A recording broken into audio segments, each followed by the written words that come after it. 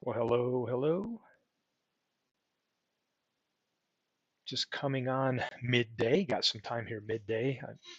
Kind of nice when I've got some time here. I think I'm going to just start doing more of these. And today is my first time I've come on and focused on a game other than Action PC baseball. So thought I'd take some time. I had some requests on some of the past streams that I've done about the other sports that I've done some homebrew file for. And I thought, hey, today's a good day. Let me fire up basketball. I open that file up, and I've done a 5-year franchise for baseball that some people that have been watching my videos are familiar with and tried out in the community. I know Al Red Sox fan has played with it. Ron Juckett has. Beatles Eternally, of course, is kind of helped spread the word on that file, and many others on the Action Forum. But now um, I'm going to highlight another 5-year franchise file I've done for Action, talk a little bit about the game, and walk through how I play in action basketball. I'll probably say baseball a bunch and mean basketball. I got to get my brain around basketball, but that's what I'm going to plan on doing. So we'll see if give it a few minutes here for some folks to come on live. We've been getting a handful of people at least when I've done some of these midday live broadcasts. Arnold Hunter, who's a big sim fan and has been great inspiration and provide encouragement for me as well because he loves a lot of the files that I put out there, and he got me thinking about some of the basketball photos that I have. So I've made those available at my media share site. And most of the teams that I'm going to talk about today on this 5-year file, it seems like I've got the card packs done for the majority of the teams. I'd like to say about 80% of them. And I put this on hold last year and didn't add any more teams because I was going to build some more modern teams into here and just have never got around to it because I have so many of these 5-year projects between baseball, football, basketball, and then I even dabbled and got 5 done for hockey that you know I'll get bored with one and then move on over to the other. So I've been really focused on the baseball and then also with the Negro League project I'm working on for baseball. So I thought, hey, let me give myself a break. Let me fire up basketball and show off some of the teams on here, do it, fire up a game and walk through some of the features that I use when I play the game, walk through some of the gameplay decisions and how I've learned over the years. This basketball game uh, was my passion before Action even came out with baseball. This was the first, I believe this was the first game I got purchased from Action PC.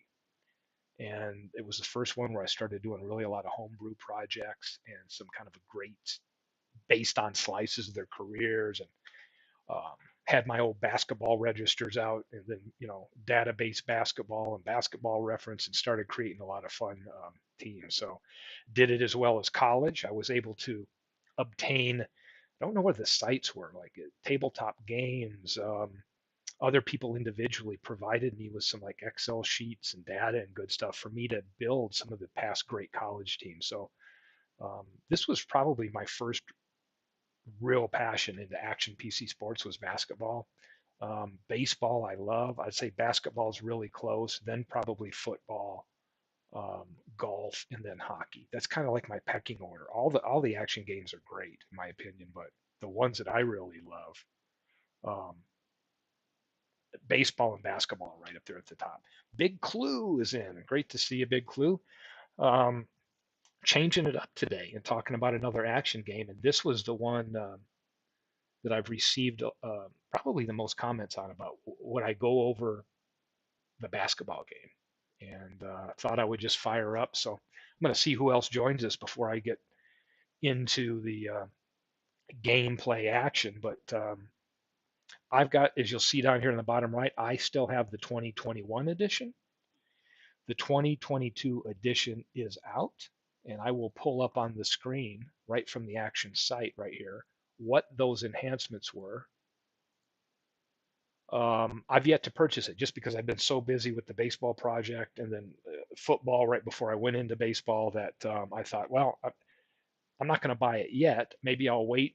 And right now it is on sale, actually. They've got a sale. And if you've ever purchased any of Action Games previously, whenever you check out, you just use the code upgrade and you're going to get $5 off no matter what the sale price is and normal price if you've been a previous owner. So right now, I think you can get the deluxe for if you've upgraded from the past, like as cheap as $39, includes last year's season. So you can see the 2022 enhancements around game strategy, right? Like pick and rolls and alley oops, which are specific plays that are there now. It's claiming there's new video chalkboard depictions.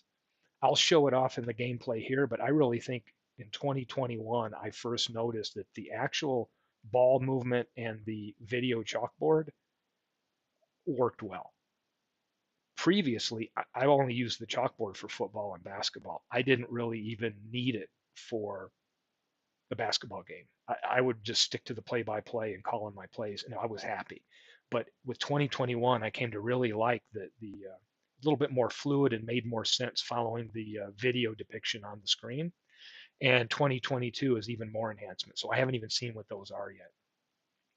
They've got new database filters. They've got new report filters that are showing new things.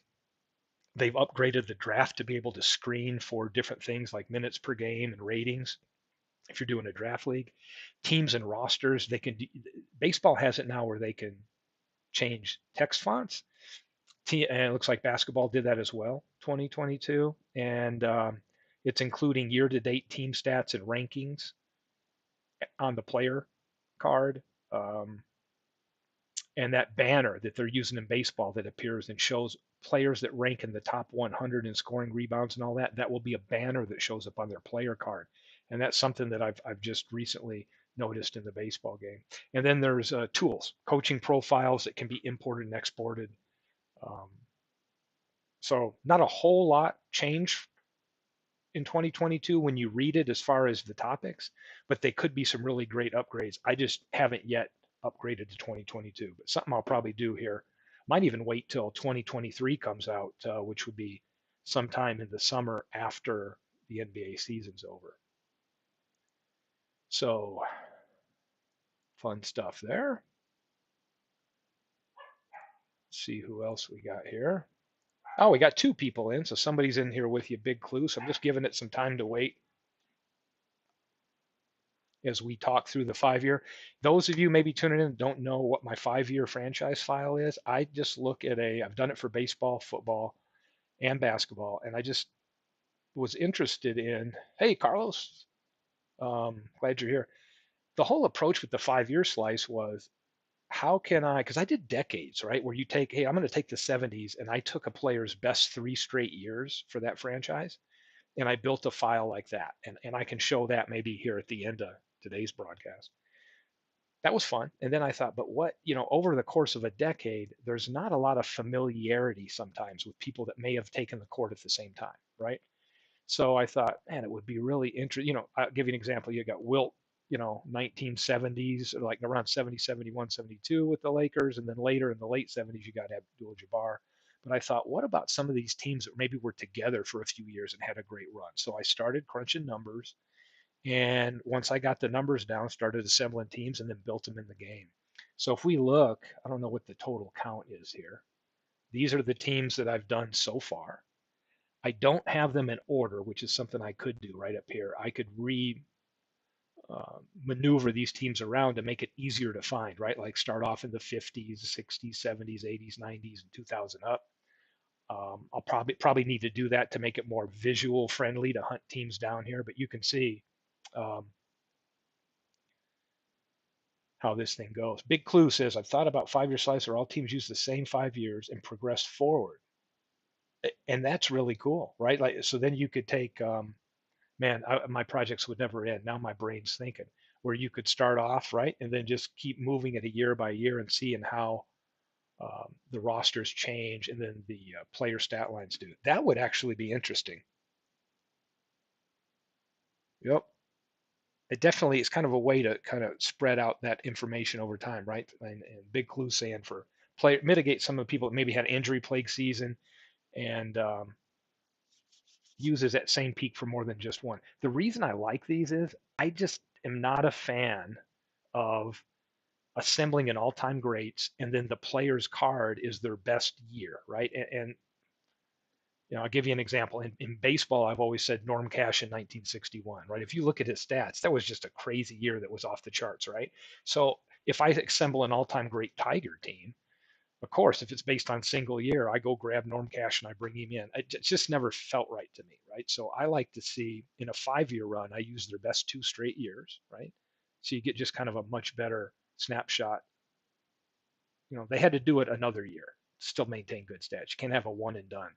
And or like over a decade, I used the best three to kind of smooth that out. So I've just become a fan of this approach. Nothing wrong with just creating like I think on the franchise sets that Action sells, you can get, um, yeah, Storm and Norman. I was a big fan, being a Tiger fan of Norm Cash, who had a lot of great, got really big into softball after he played baseball, by the way. Died tragically, but I was a big Norm Cash fan. But it just takes the anomaly of that one great season out of the way, because a lot of times when you do sims, you remember the stat line for a player for that year, right? Because you do your all-time franchise team or whatever, and it's that player that year. This to me just keeps some variety. And then I love the number crunching behind the scenes. Like I've said before, I enjoy that as much, if not more, than playing the games. I love the homebrew aspect of creating these teams. So you can see I got a lot of Celtic teams. I'm going to play a game today. Um, yeah, if you're a Tiger fan, you live tragically. Yeah, add the Lions into there too. Um, Today, I'm going to highlight one of my favorite teams from that era against a team that I used to root against. So I'm gonna take the Philly team here. I think the 5-year run I'm using is 79 to 83 76ers, and I'm going to run through some gameplay and take them up against that 81 to 85 Boston team. And for those of you that say the 86 Boston team was the best, realize that when mine says 81 to 85, that means 81-82 season ending in the 85-86 season. So it does encompass that, what's traditionally known as the 86 Celtics. Because a lot of times people call them 86 because that's when that season ended. But for action terms, when I build the game, I phrase it in terms of what started. So when it's 81-82, I call that 81. So sometimes that can confuse people. So rest assured, this uses 1981 and 82 all the way to the 85-86 season. And for Philadelphia over here, see, I don't have these. There it is right here. Um, you'll notice I'm using 79-80 to 83-84. And you'll see the record here is what their real records were when you take in account those 5-year runs, the average their win-loss totals. So you can see a lot of wins here for Philadelphia, 59-23, and that Boston team's averaged 62-20 over the course of those years. So really good record there. All right, let's take a look at those rosters. So in action, let's take a look at these rosters here. I'm going to pull up this Boston roster. You can see that I've started doing some what I call window dressing like I've done with baseball. So I've come into this file, and I can't make this any bigger, but you'll see up here that I've had home and away jerseys, which the game allows you to do. I've got Casey Jones here, a photo of him, and then I've got a picture just of the general arena. You could use an inside picture, you could use an outside picture. It just a spot to add some more visuals up here for the game. So I kind of like dressing it up. Um, and let's take a look at some of these players here. So you'll see the depth chart. So one of the great things about basketball here is you can come down here and you can organize your own depth chart for the positions.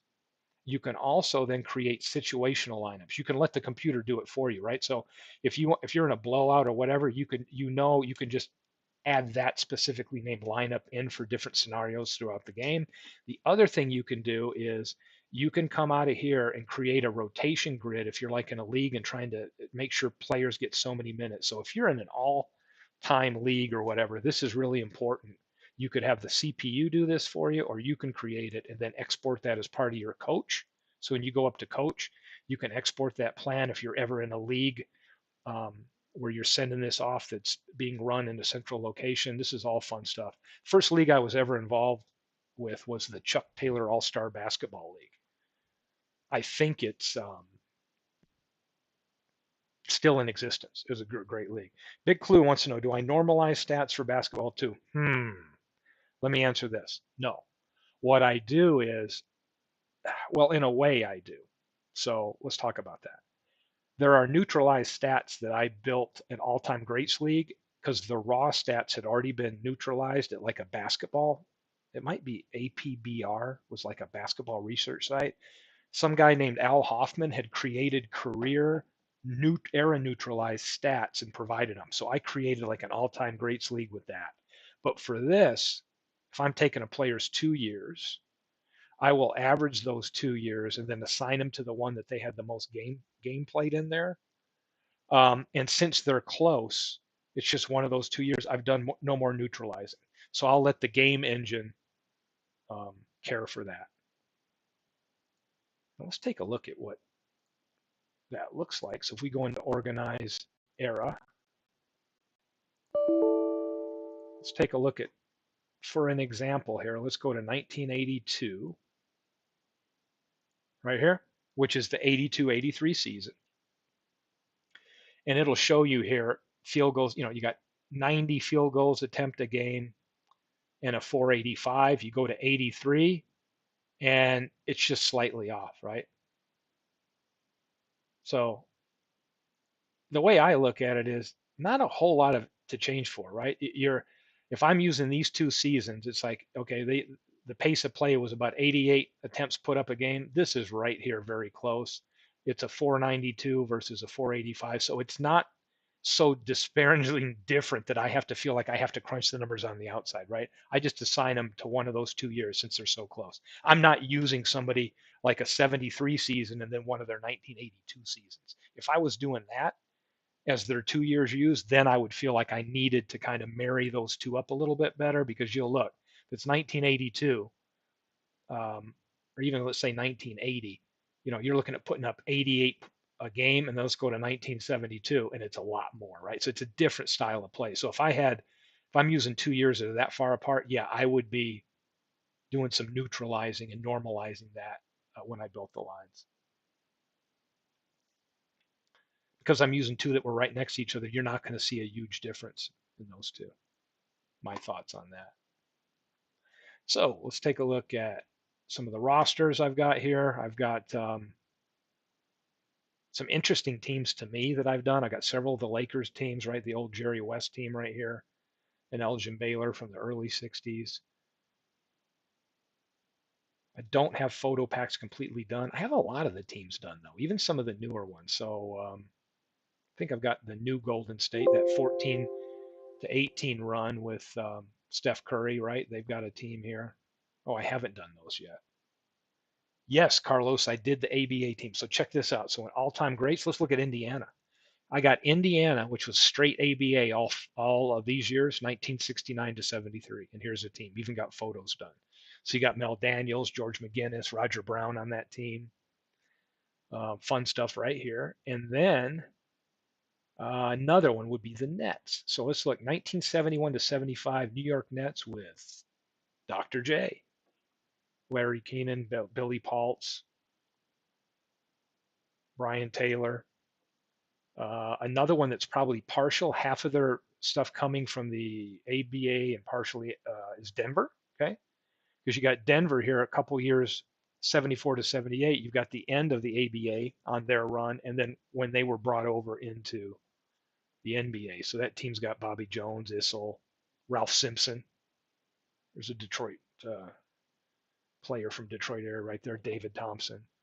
So yeah, another one complete. So here's two more I've got. I've got a Utah. Remember, I think Utah was great, 69 to 73. Utah Stars, Willie Wise, Jimmy Jones, and I also have one that's pretty straight ABA. It's Kentucky right here, 71 to 75. Great team with Artis Gilmore and Dan Issel. So yeah, Carlos, this is anybody that's downloaded this, and I can let everybody know how to get this. I'll probably come back and post the link right to this file. This is, gosh, I think, who is it on the forums, folks? Is it Clinton Parks? Who? Bernard Strom? Somebody is loving this file, doing a lot of old matchups. So let's fire up an exhibition game and we'll get into it. And I'll show off a couple teams from this file. So you'll look over here on the leaderboard. You can tell who stands out. I got Michael Ray Richardson in his run with the Knicks, and also when he was with that New Jersey team. So you'll see, his defense and ability to get turnovers was one of the highest ratios. You'll see some others that stand out here with Iverson and the Big O and Walt Frazier. You'll see the rebound leaders based on their era right here, right? When there was tons of missed shots going up. But Chamberlain on that Philadelphia team. I also have Chamberlain, if you'll see here, for the Warriors. So there's two iterations of him there, and there's actually a third because I've got him on those that late '60s, early '70s Laker team. Big clue, they stand out great. So let's run just a quick sim and just kind of highlight this, because I've got, let's go take a look at an older team that didn't have a 3-point line. Okay. So let's look at, here's Cleveland 74-78. So hey, those Cavaliers, right, with the cool colors and Jim Jones and there. So let's take a look at them. So if we look at, I can go up here and go to team, edit, player statistics, and see their chart here. You'll notice this is all their raw data. There are no, they weren't shooting 3-pointers back then. So how does the game account for simulating those players playing? And it does a great job. And I've run tons of tests on this. Yes, big clue, you do spy a Colonels team. I got one there. Let's take a look at this. So if we look at player, let's go to team, I can edit, and let's go to player ratings. Here's all the ratings that they have for different areas, right? So what I've figured out, reverse engineer what the game will do, is it's going to look at this offense outside rating on a 1 to 10 scale. And that's how it's going to determine an internal formula on how many 3-pointers those outside shooters would put up if it was a 3-point league, really. And it does a great job of it. But here's where I'll run a sim. Let's take a look at this Cleveland team. Let's do a quick exhibition. We'll put Cleveland. Anybody want to see Cleveland play somebody? How about that Colonels team? Or no, let's do a modern team. So we'll take 74-78 Cleveland, and let's take a more modern 3-point shooting team. Like we could even take the 76ers 98-02 with Iverson. Okay. So I'm playing, I think, on I'll have to check the league. I'm not sure what era what kind of basketball they're playing. I'll have to double check my rules. But let's just run a quick sim here. So let's go computer to computer. Game not on a neutral court, right? All this good stuff. Let's sim it.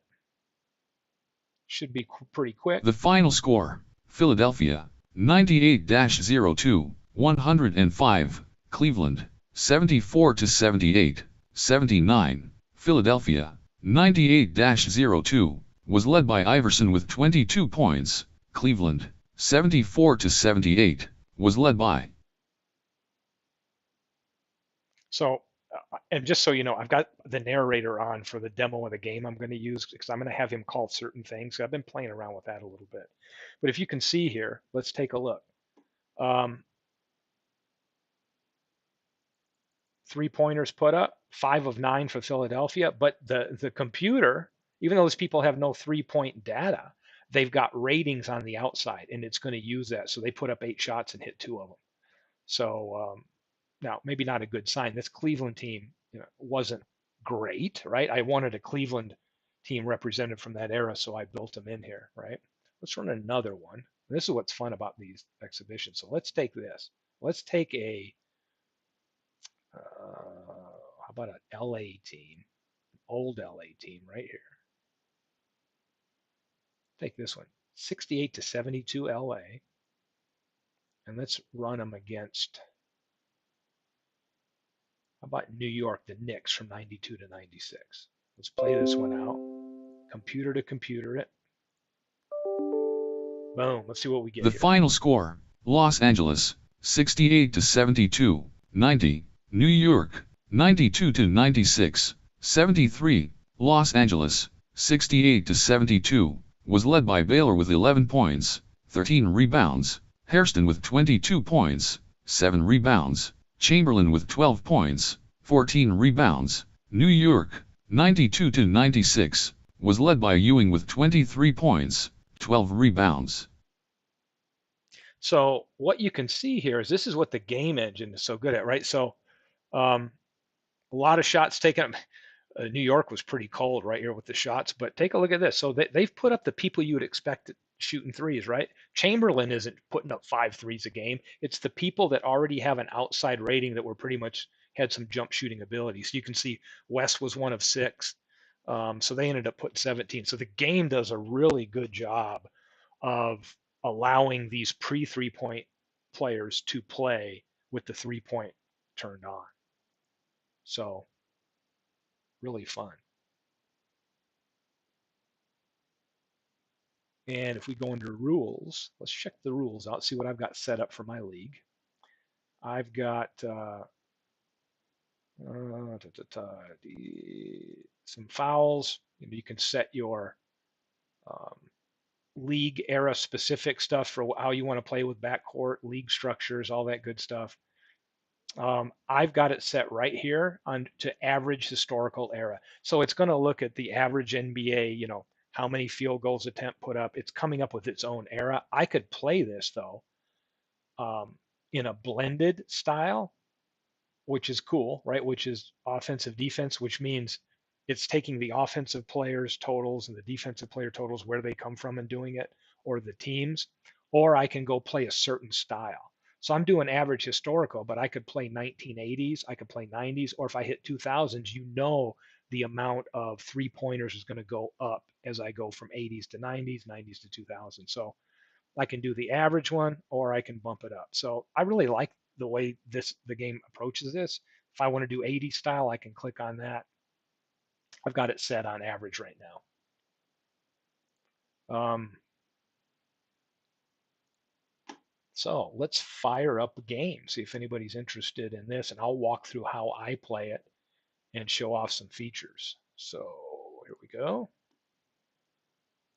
I've got a couple. I'm going to take Philadelphia. I love this team. Got to see them every time they came into Detroit. And this would be one of the few games the Celtics, Lakers, or the Sixers come in. That's when the Silver Dome would fill up. But back then, you could get $4 nosebleed seats way up high, and by the end of the first, um, I would we would end up by the end of the first quarter coming right on down and getting if it was just a regular team, and you could get really close.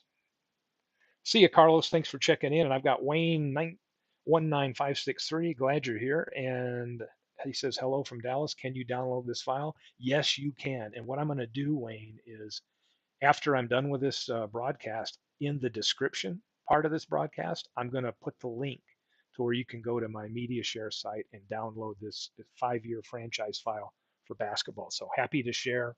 Um, Enjoy it. Come back, give me feedback, tell me what you think.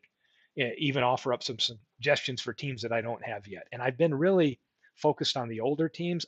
There's still a bunch of new, let's say, past 15 to 20-year teams that I could explore building into the game. Just haven't done a lot of those yet. Here's that Boston team. Yeah, we'll pick a date. Let's do a Christmas game here. Oh yeah, and I've got a 71 to 75 Nets team just from the NBA that's on this file too with Dr. J. So I'm going to let the computer control Boston. Again, a lot of times the game defaults to something different, but if you go in here and look at your play calling, I don't want to defer play calling. I want to do it all myself. So you can say use default, and if you look at default, it's only giving you about 20% of the time you're going to be able to call plays, and the CPU will do the rest. I have no idea why that would appeal to anybody. I'm just my opinion. So I just do this, call all plays. And then when I'm playing, I pretty much call all my plays. And then if I don't want to, I can just click on the CPU button while I'm playing. If I'm like, I don't know what to do here, I can click on that button. So if you only wanted to call half years and not be bothered, you can come in here and, and set that up for each one of these quarters, overtime, whatever. I just hit call all plays and leave it there. The other thing you can do is you can come in here and auto zoom and just say, hey, I'm going to start this game, but I want to go and let it simulate. And I just want to start playing at any one of these points. That's the other great feature about this game. So you can say, hey, I just want to go and let it simulate the first three, and I'll start the beginning of the fourth period or whatever. You can also choose this during the game if you want to speed up and go forward. So I'll select that to no now. Um, you can also say play calling help. Do you want to see percentages, or do you want to have them show the coverage? I have it set to percentages. You could also say, hey, I don't know anything about defense, so I can set the computer coach to just coach the defenses for both teams, and I want to handle the offense for both. So you've got that selection here, and you can say human auto sub preferences right here. And I don't like the computer auto subbing for me. Like if somebody's in foul trouble, I want to make those decisions. So I like a lot of human control. So this is where you tell them, hey, I don't want the computer doing this for me. I want to auto sub um, when tired. Let me leave it unchecked. Maybe I've got that backwards. So let me leave that unchecked right here. Game screen. What do I want to show? Look at all the dang options I got right here. So what I've got is I've got my photos that I'm going to play on the and show, but you can come in here and tweak it. I'm going to start off full court, and then I'll switch and show you what half court looks like. I can say where I want my plays to be on the screen, where I want the court displayed. I can pick the pause between, how fast the video runs versus my play-by-play. Do I want team color, long or short, the font? I can get into all kinds of great stuff here, and then figure out how I want the game statistics to display in the certain categories. I can get into font size, colors, all kinds of good stuff. If you haven't done it, knock yourself out here. You could spend a whole day just farting around, going back and forth. I like to play with these while I'm in the game and then see how I visually like it, and then just leave it afterwards. Full court icons. So for play calling, I've got photos. I like the photos, so I'm using those, but you could use initials, uniform number, their name, um, and chalkboard. So when there's vision, I've got the chalkboard on, and I'll show you that. So the players will move around, and I like to have the photo also move with the player name, right? You could choose not to do that. And I think that's how I've got it set up. Let's go to graphics and sound, right? So you'll see I've got my video chalkboard set really fast. I just enjoy it, right? I like it a little faster. I've got ball movement that's set at about the right. And you'll notice I don't think it's too fast. I just tend to like it a little bit quicker than waiting. Um, it's letting me on full screen. I'm having the photos enhanced to the largest size they can be, and you'll see that that's not too large at all. It doesn't overplay the screen. And then on half, I've got them set to a different size. I like to have the green ball, meaning if the ball goes in the net visually, you'll see it light up green. So you know it was a made shot. You don't have to have that. What else we got here?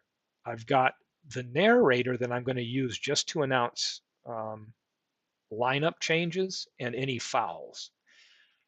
I don't really care for it describing all the full play-by-play, because then I've got to, I can read it real quick and see the action, but then I've got to wait for him to say every bit of text that's on the screen. So you could just choose, hey, when a shot is made, he calls out who takes it, and then whether it was good or bad. So you can decide how much narration you want or not. You can also have him announce the starting lineups. I'm going to say none because I don't want to listen to him do that, but you can have him at the beginning of the game, if that interests you, announce all the starting players to save time. I'm not, but you could, very tweakable, right? How much or how little do you want? Sound effects, I've got them all on. I took the national anthem off, so I don't want to listen to that right now, but you could actually come in here with custom sounds and go in and again start downloading and assigning different anthems, different sounds. You could even download a victory song, right? Or a fight song that you want to hear. Think about college, because this game, not just is this a pro game, but when you buy action basketball, it's pro and college. You just get the different files. You don't have to buy another game engine for college. Um, that's another great thing I think about this game is you just get the college file and play it because they have eras built in. So you determine whether you're going to play college, ABA, even women's basketball. So just a great option to have. So I think I've got everything set up right here under miscellaneous. Um, just some other things in the box score. Do I want to capture some of this other automatically display it after the game's over? Yeah, and then you can choose your report style here, whether it's HTML, traditional. Traditional is just kind of what it looked like in a newspaper. So if I save a game and I go to look at it that is saved in there, it'll be in this kind of format. A lot of stuff to play around. So here we go. And let me see if I want to turn down. I can always go into setup here and change sound. So maybe I'll take down.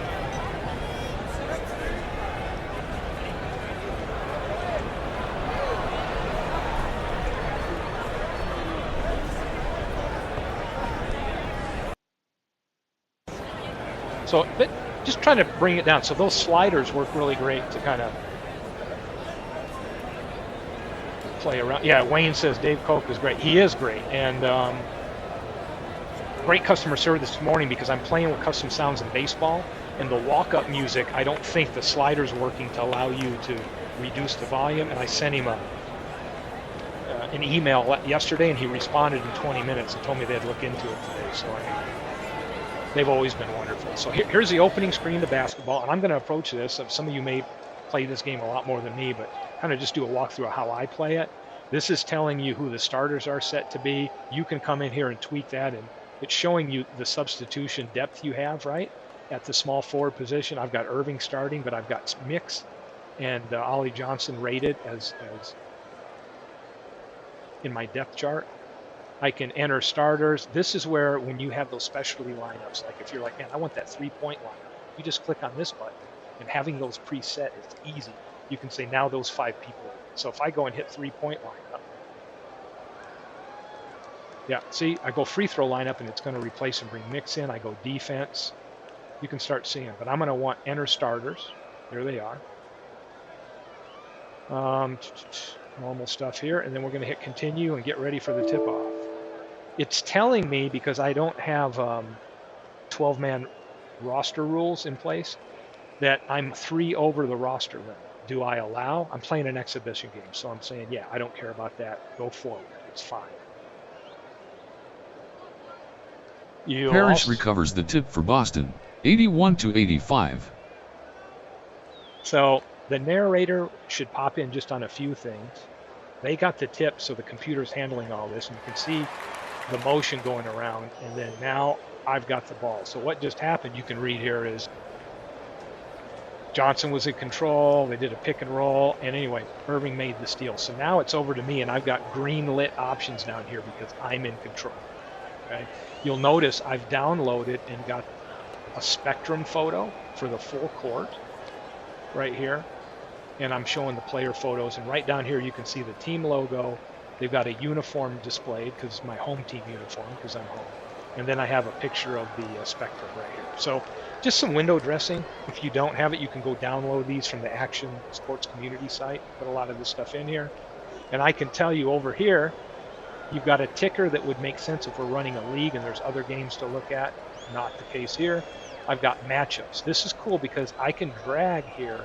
If I've got point guard against point guard and I want to switch and have Tony guard DJ, I can just drag them out of and change who's going to guard who here. I'll see game stats for the teams. It gives me a team rating here, so kind of how that's going, and player stats, right? So a lot of stuff I can do here. So let's keep it on team stats right. One thing I like to do with this game, I'll tell you, is anytime I have numbers on a fast break, I choose the fast break. I don't have to do that here. It's showing me I got a 4-on-3 and I can see who my 4 are, and it's showing me on a scale of 1 to 10 what each of those people on the break, what their rating is for the fast break. So I'm going to say, yeah, I want a fast break. I got the numbers in my favor. Here we go. And you can see some of the movement, right? And over here in my text box, I've got that text a little quick, but we ended up scoring. Irving did on that. So now we got a 3-2 lead here, right? Why? Ainge was in possession behind the three-point line. Tony was on him, and Ainge made that three-point shot, and it went in. So now I've over here 24-second clock ready to go to inbound, and I've got options here, right? So if I look at my team, you'll see these asterisks or the stars here. 3 means they're as open as they're going to get. 2 means they're kind of open. 1 means they're not really open, right? They're well guarded. So that's a good indicator as to how open they are. Should I choose to go right here, I could say, look, I got Bobby Jones who's outside, right? That's where he's positioned. Irving's at the three-point line. I got one guy playing inside, that's Malone, right? And he's open. I could just choose to click on Malone and run a play towards him right there. Or I could say, hey, I'm going to pass and see what happens, right? Or I could come in here custom and say, on this possession, I want to take advantage of somebody's driving ability. So I could click on drive, and I could say, ooh, Tony's got an 8 drive. I want to try to run a play where Tony's going to drive to the basket. So let's do that. Now, keep in mind, sometimes, like with any play in basketball, you've got a plan to do something, but based on what the defense does or what the game situation presents you, that may or may not happen. So when you choose to do this, it doesn't mean it's always going to happen every time. So let's see what happens. We look at the play-by-play over here. Setting up offense. Cheeks passes to Jones, to Tony right of the key, defended by Ainge, unleashes, and he took the shot. That worked out well for him, so I like it. Now we can see we got back to Johnson. Parrish has it inside. Ooh, shot clock violation on them, the turnover. So I love that. Anytime there's a dead ball, you'll see that, hey, we've got the continue button, or I can go to my bench. So now that I'm at a dead ball, I could click on bench, and I could decide to make any kind of changes or anything here. I could also say, if I don't want to manually handle things, I can go right back here and select for the computer to auto sub if my players get tired, which is when they get below a certain percentage. You'll see they're at 99 now, but usually when their fatigue level gets down to 80 or below, that's when you want to sub them out. If I don't want to mess with that kind of stuff, just say, hey, computer, you do that for me. And then you can take that right off of your table, right? So let's go back, hit continue. Let's see what options I've got. So here it goes. What do I want to do? I can see where my players are located. I got Irving on the inside. Let me just click on him and say, I want to run a play to Irving, take advantage of him on the inside. I can just click on it right there on that screen. He battles for position, point blank. Looks like Parrish ended up blocking that one. The Bird got the rebound. And you can start seeing some of the motion here. Ooh, looks like DJ went right to the hole and made it, and he did. So what happened on that block is they got a fast break opportunity and scored, so I'm down 5-4. So I'm just going to walk through some of the options I have on offense. Again, I got 2 people out here for threes. I don't know if I want to take a 3, so let's hit pass and see what happens. Offense will reset. Now I'm down to 15 seconds on the clock, and I have an option. I got Irving with the ball inside. I can shoot it right there, or I can pass it. Okay. It's got Bird on him. Hey, let's take a shot. Ooh, off the rim, misses it. Looks like Malone with the offensive rebound. Again, I can pass out, I can shoot, or here's what I love about it. If you don't know what to do, you can always hit this one, CPU. So let's hit it and see what the computer wants to do. Computer makes him shoot, and he gets the roll, he scores the bucket. Foul is on Cheeks, his first team. So we just have, so to me, this game is probably, I'd love to see any of you in the community that know Mark Bozeman, who is on Facebook, has like the Action PC Sports channel on Facebook. Mark Bozeman did a great write-up for football and the strategy behind it in the last edition of Sports Sim magazine. And Mark does a lot of great replays with football and basketball. Those are kind of like the ones he's passionate about. And I'd love to see him do like a full write-up on it, because to me, it's the best basketball game out there. I just, the playability of it, the options, I love this game. So let's play a little here. You can see they're running their offense. Bird's got it outside. Boom, you got a whistle. Ooh, offensive foul on Bird. I like that. Let's go down here and see what options we've got. So let me figure out how I want what I want right now. The other thing is I'm playing pretty much straight up, right? But at any time I want to do strategy, check this out. Let's pull up the strategy box. Tons and tons of strategy. Okay? So I can let the computer do this and figure out how they want to play, but you can see that the computer is already talking about how they want to play Bird in certain situations, right? If Bird's inside, playing loose. If he's outside, deny the ball getting to him and play loose off a three. You can get in here and modify how you want your defense to play certain players on the opposition. You can go in here and use global coverage to say, hey, I want to just play tight. Hey, Robbie, glad you're here. So many options, right? Preferred positioning. You can see the real inside percentage that these players posted up inside versus outside. And then you can get in here and say, hey, for this game, I want Irving to go inside, right? Or whatever. So tons of options that you can do here. So let's get into this. So we've got Tony outside. Let's set up a play. I like the last time when Tony drove. Let's pick up another drive play and see if we can try to get Tony in a situation to drive to the basket. Oh, looks like he took a shot and missed. Irving got the offensive rebound. And now I'm down.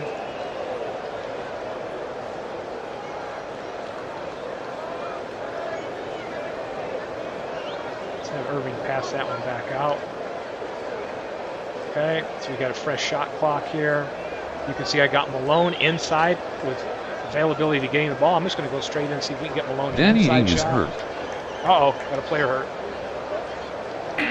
Henderson checks in for Boston, 81-85. So we got Ainge out. Bobby Jones in the game here to inbound. Set up a pass. Ooh, looks like Cheeks took the ball and pulled up with a 15-footer and went in. So here, now that we've made it and we're getting ready for the opposite team to inbound, I've got these options right now, okay? So I can choose right now.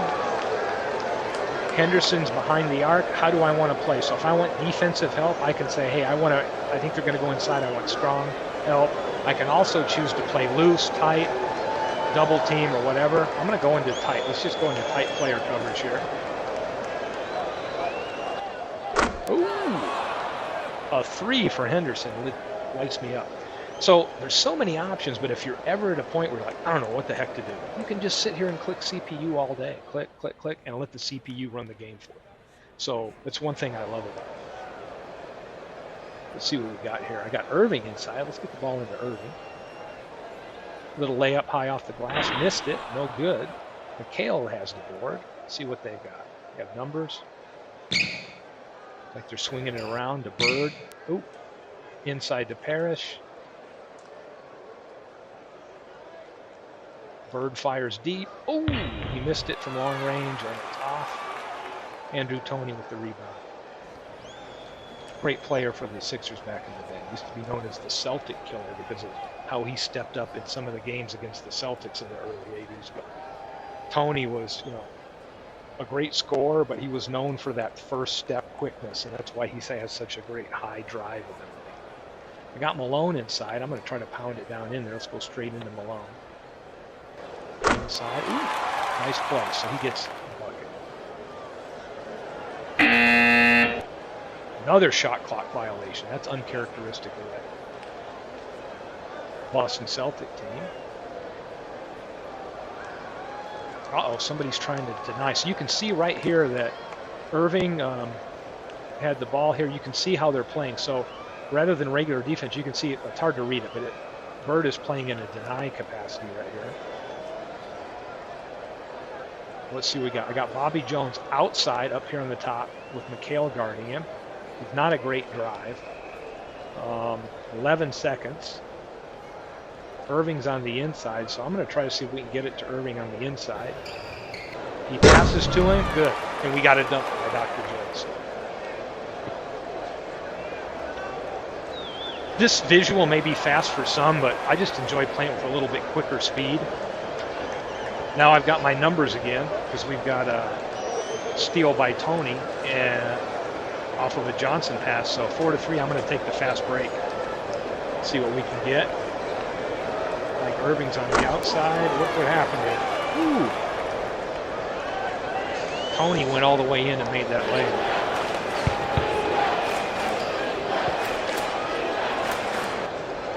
Ooh, basket from the top for Henderson, who's in for the hurt aim. Anyway, having some fun with basketball today.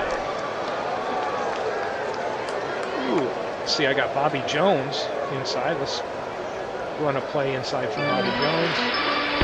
Out to Tony, into Jones. He put it up, and he makes it. Running one-hand shot. So far, it looks like I'm shooting the ball pretty good with these Sixers.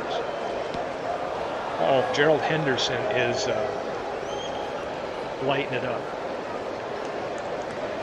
At other points in the game, if you ever read the play-by-play, and it says something like so-and-so is hot or so-and-so is on fire, that's a hint that they're in a category where they're getting a bump up, like when they've hit a streak. So it's always good to try to feed them the ball if you should ever see that. If you ever are in trouble in the game, this is what I like. You go right up to help, and you can click on this. This is what I like. Go right to the strategy guide, which is great. And this will explain a lot of the strategies in the game and what the benefits are. So if you're not a big basketball aficionado, you can come in here and talk about, gosh, why would I ever want to deny? And you can read why, what the pros and cons are to playing in each one of these coverages, right? So what I like is in the middle of the game, you're like, I don't know what the heck to do. You don't have to exit the game and go read it at some other time. You can just pull this up right here and figure out what do these strategies mean, right? Custom plays, how do you call for an inside shot, bench and dead ball options for stuff like this. And they're giving you some gameplay examples of what these coverages will do based on player ratings and who do you have guarding who. So I won't sit here and go into too much in depth, but this is probably one of the best things about in-game help that you could have. You can also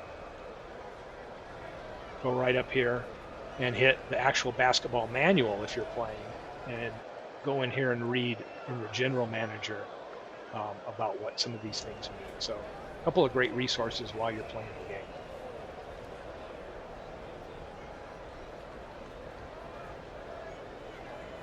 Let's get back to the game. Let me pass, see what kind of options we get as the play develops. Oh, I got Tony behind the arc. So, hey, let's shoot it.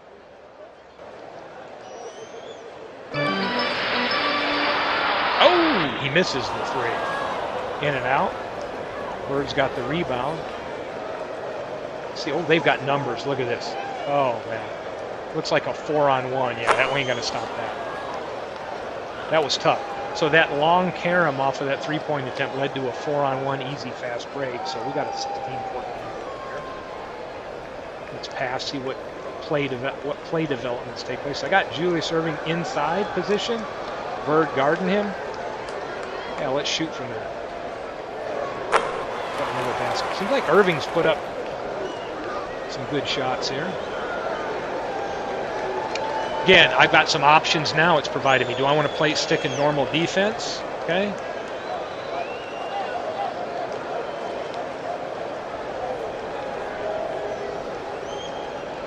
Let me play a little tighter. Let's see what happens. Let's tighten things up. Oh, we got a miss by Bird. Those are always nice. And a loose ball foul on Parrish. So we've got Parrish. Now let's take a look at the team here and see who I've got in. So you can see my starters. They're down in the 80s. They're fine right now, but you definitely, once somebody gets below 80, that fatigue below 80 is going to impact their their play. So you definitely want to come in here and substitute. Again, I can turn on auto subs if people get to a certain level if I don't want to mess with it. I like to manage it myself, right? So right now I'm not really concerned.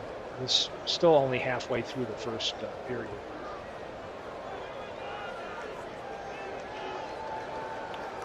So here we go. Let's run a pass, see what develops here. We got Bobby Jones with the ball inside. He's in good position. Let's just take the shot right here over McHale. Oh, Bird steals it. Looked like he was trying to pass it. Bird got the ball.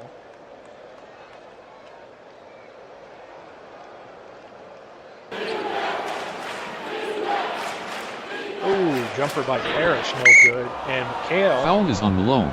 His first personal. Second team foul. Malone hacked him, so Parrish is going to get 2 free throws. What's nice on the free throws is you'll have a dead ball chance since he's shooting 2. You just hit continue. He'll make that first free throw or miss it. Then before he takes the second one, you should get your bench option, which means now during that dead ball, you could come in here and make substitutions if you want. I think we're good. Let's see. Oh, we missed the second one. Jones got the rebound. We're back down here. So now let's go run a play. So we can say go to. So I can say, hey, I want to go to a play. Who do I want to go to? I want to try to run something for Irving or whatever. Or I could just say, hey, let the computer pick the play. Okay. I want to run something for Tony. It's another way to call a play. Let's see what develops.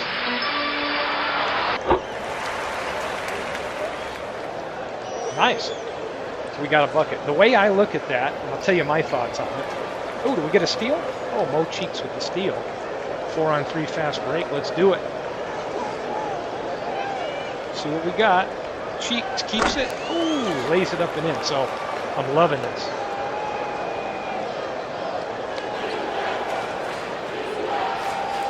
Ooh, another outside miss. Malone breaks free. We're going to get a fast break opportunity. Nope. So here's one thing I can tell you. Some people I've heard in the past complain that, hey, I went to run a play for Irving and it didn't run the play for Irving, but Jones took the shot or somebody else took the shot. Well, guess what? The way I look at it is when you're coaching basketball, you can call a play. It's not always going to go as you want it to, right? So sometimes even though I call a play, they might have to make a decision based on the defense and pass it off to somebody or try something different. So don't get discouraged if you're like, hey, I wanted so-and-so to take a shot. There's no way you're going to be able to control at a player level every single play that you call as a coach going down that exact way. But that's the way it happens in basketball. So let's take a look. There's a lot of ways here we can do it, right? I can just click right here. Hey, Cheeks is open for 3. Let me get him the ball. Tony's on the outside. I can pass, kind of let the offense move around and see what else presents itself. Or I can go right into calling specific inside plays for certain people or go to. So, Wayne, it doesn't take me that, I would say probably maybe 40 minutes. If I sit down and I handle all the plays and I'm doing everything, I'd say maybe 30 to 40 minutes I can knock a game out. It's not really that long. Today it's seeming longer because I'm stopping and throwing my 2 cents in and trying to maybe demo the game for the people that don't know it, right? Midlife, welcome. Tape Saturator, welcome. I'm highlighting my 5-year basketball franchise file and the game here at the same time. So Cheeks behind the arc. Here's what I'm going to do. I'm going to have him drive versus actually try to put the shot up. I could actually have him pass. But let's see if Cheeks can play. Oh, I loved it. Foul is on Bird. Second personal. Second team foul. Aim. And Maxwell checking for Boston. 81-85. So nice call by me. I got lucky, right? The one thing I'll tell you is I like using the drive if the situation applies. I don't know, just my personal preference. I like it because some good things can happen. Yeah, they can turn over and miss a shot, but you can also get fouled if you got a decent drive range on a person. So Cheeks is going to shoot 1 here. Oh, and 1. So I've got a nice 10-point lead here on these Celtics. Media timeout. Media timeout for Philadelphia, right? Well, let's take a look at my bench. So I've got players getting low to close to 80. So what I can do is I'll bring Ivaroni in right here. Subbing's easy. We bring Steve Mix in for Irving. Just get a couple minutes breather and manage it.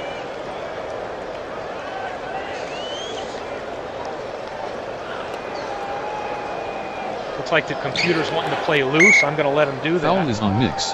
First personal. Third team foul. So Midlife says he likes to pick and roll in the new game, and what I will let you know is I have yet to upgrade. So I'm playing in 2021. I haven't even tapped into the benefits of 2022 yet.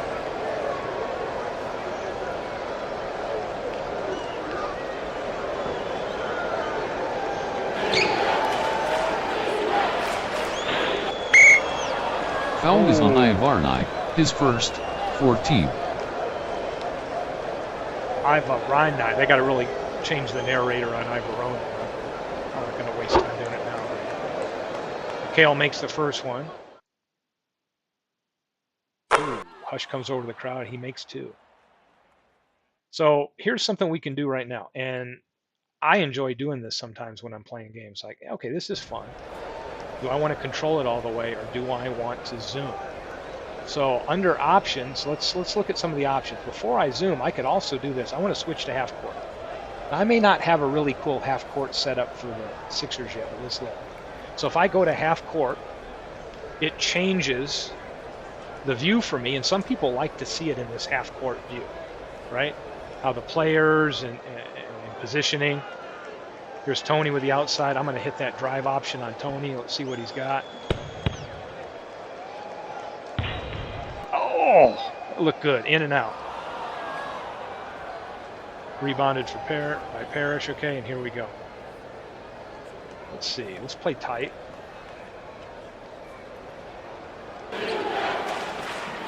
Johnson to Ainge. Ainge is back in. He was hurt a while ago. Cornbread Maxwell inside. Shoots. Foul is on Mix. Second personal. 15 foul. Roby checks in for Boston. 81-85. So I'll switch back and forth sometimes. You may prefer one view or the other. Just wanted to show it off that you can go to that. It's easy. And then you come back to full court. So throughout the game, based on the scenario, you can flip toggle easily back and forth between both, right? You can also always go up into your main setup things and change stuff. Trying to think anything I want to change, right? If I wanted to speed up or slow stuff down, I could do that. The other cool thing I can do right now is I can always come right up here. Where is it? Right up here to the scoreboard area. I think it's the middle right here that highlights it, and pull up the box score at any given time. Just kind of highlight over it and see minutes played, what they're doing. I can also come over here and see the team stats as they progress. I could look at players and see their ratings. So I can toggle over here what I want to see at this bottom corner, right? What I'm going to do now is zoom a little bit. So one of the options I have is to zoom. So we're in the first period. So let's zoom to end of second period. So let's just go right to halftime and pick up from there.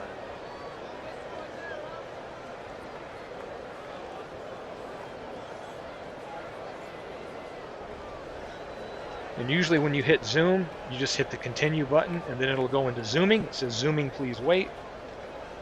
Doing a whole bunch of good stuff in the background.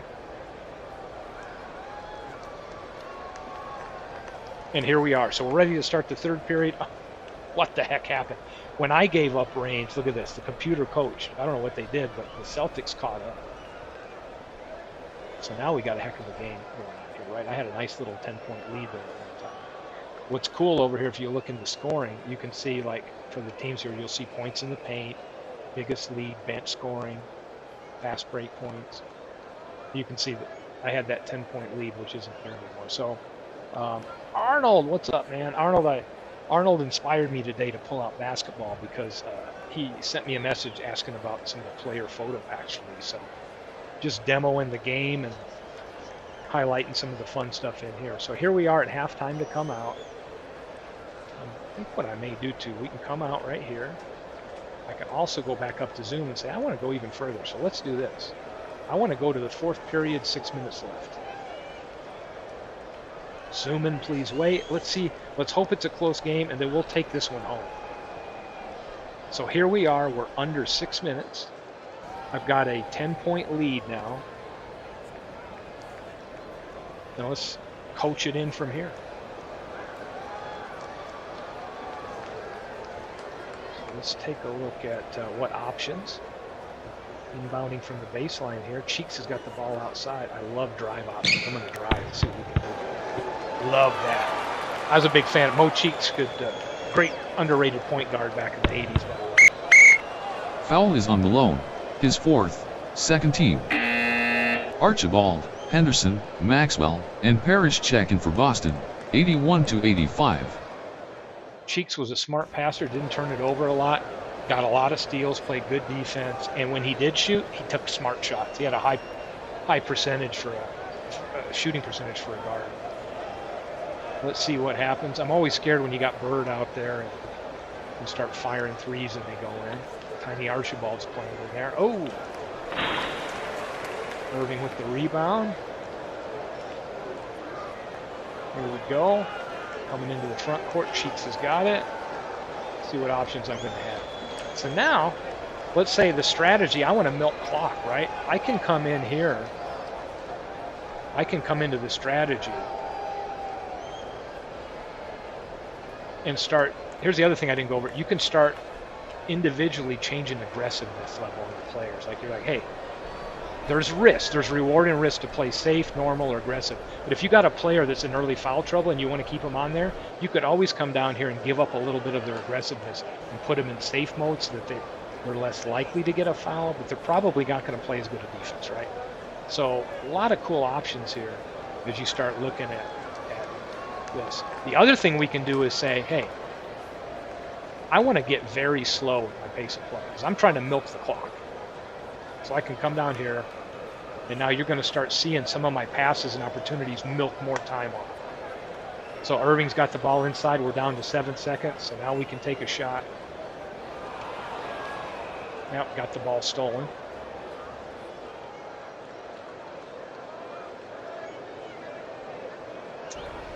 Now let's see.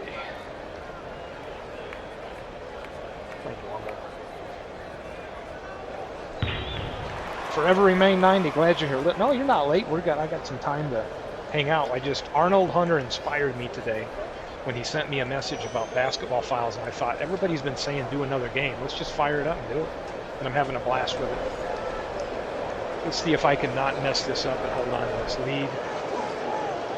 And again, I'm not trying to get in here and get a quick shot. I can always go here and try to pass and get deeper into the clock. Looks like Cheeks made a shot anyway with an assist from Irving, so that worked out well. You'll notice that the computer... Foul is on Irving, his second personal, third team foul. So you'll notice when I get those opportunities here where it's automatically defaulting me to play loose there, that's the computer suggesting what I play. I can override that at any time.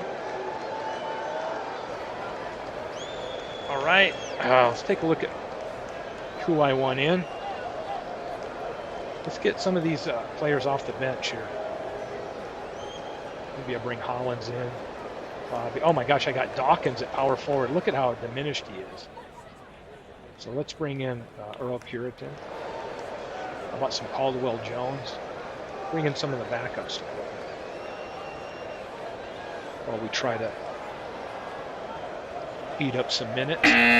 Media timeout.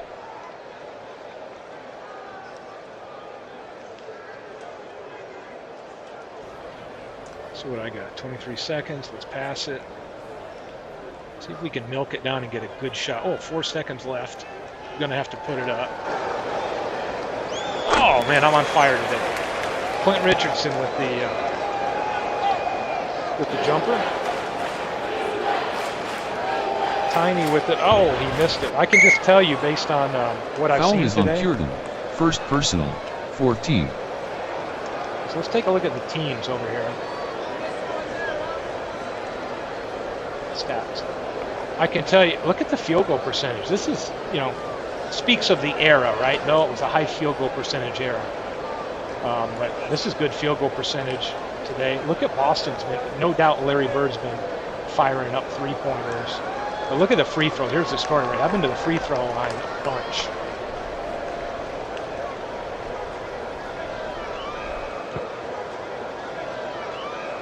Oh, midlife crisis has got me thinking about how I'm going to have to check out the 2022 version. I just haven't downloaded it. There's a sale going on now.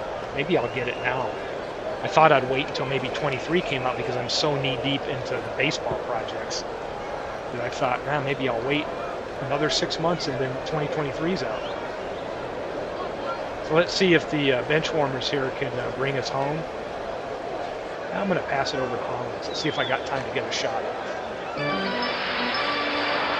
Oh, he missed. Foul is on Henderson, his second personal, 15. So Hollins will shoot these. And I'll Johnson, pick up the pace Bain, a little bit. and McHale check in for Boston, 81 to 85. Midlife, if you control, maybe midlife can answer that question that was posed by Wayne. When you're playing a game, I'm assuming you're probably like me. Maybe you call all your plays yourself. How long does it take you to play a game?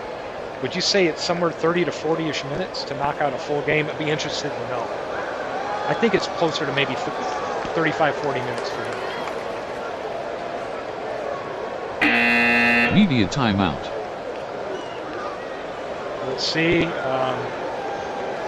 Feeling good. Feeling good with this 12-point lead right now. They're missing shots. They're probably gonna start putting up some three. Oh, Ainge made a shot, so now we've got it within 10.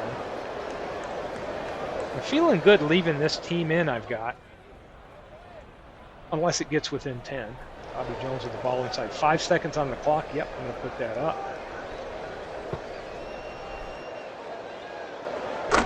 I've been lucky, man. I get it down to 4 or 5 seconds, and they're making some of those shots. So here's where it is. So the computer coming into this is going to put me in a normal based on situation. I can override any of this stuff. I can sit here. I'm going to play loose. I don't want any fouls. Ooh, somebody got a piece of it. Jones blocked that. Boston, 81 to 85, ball. Dead ball. You know what? Let's bring in... let's put Bobby in at power forward. Let's bring all the starters back in.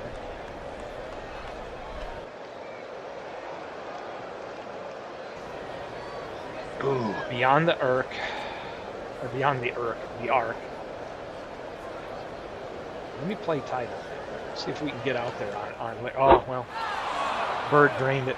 So midlife says you use all plays, but games took a really time. Then I felt I would lose flow. Plus I noticed CPS changes distraction. I thought it would be 3 hours if I did that.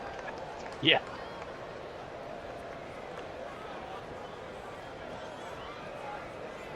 Tony outside for 3. Hey, let's put the ball on to him. See if he's going to put one. Oh, no. That's coming back to him. Let's see if he's going to put up a 3. He does put up a 3 and miss it. Malone's got the offensive rebound. That may be the story of today, the offensive rebounds. Oh, Ainge stripped. I was like, what happened? I read Ainge stripped him with it, and they went in and got a break opportunity. So, normal defense, getting inside a minute.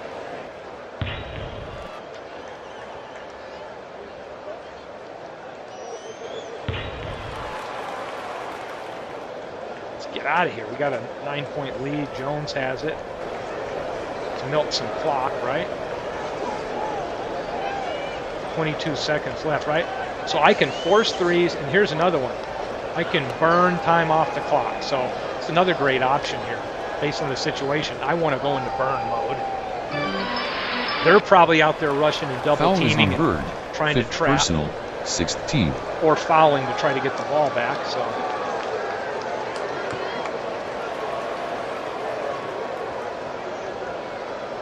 Nice seeing this team make free throws. If we look over here, I'm what, 21 to 26 free throws.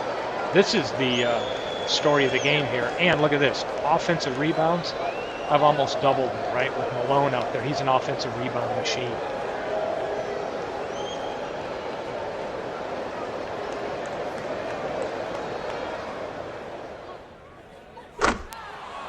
I agree, midlife. I think Action BC basketball is great because you can, Timeout or Boston, baseball 81 to 85. is great because you can play so fast with video chalkboard on, right? And in basketball, there's just so many other perception or possessions in a game versus, batter pitcher matchups. You're going to get 30, 40 of those in a typical game. Here, you're going to get all these individual 24-second and change of possession rotations.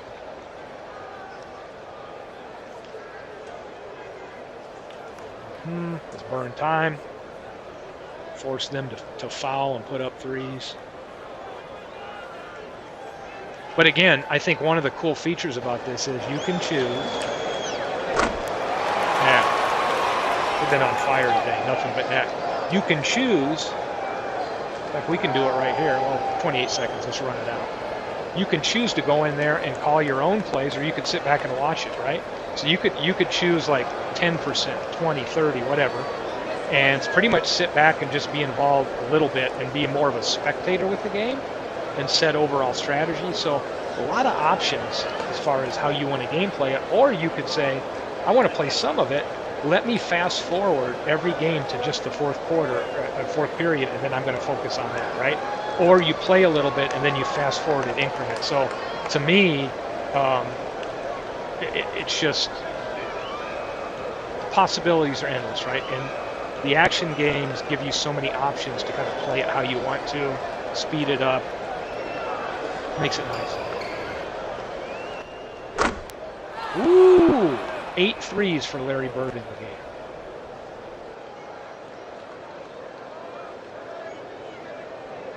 Well, I guess they're not going to foul. They're just going to let it.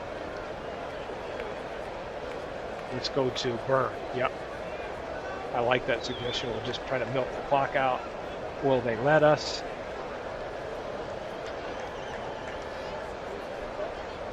Philadelphia's trying to burn some clock. And what's nice is they're giving you more chances. They're really slowing down the increments at the end of the game to give you a better chance to account for how a basketball game really closes out. So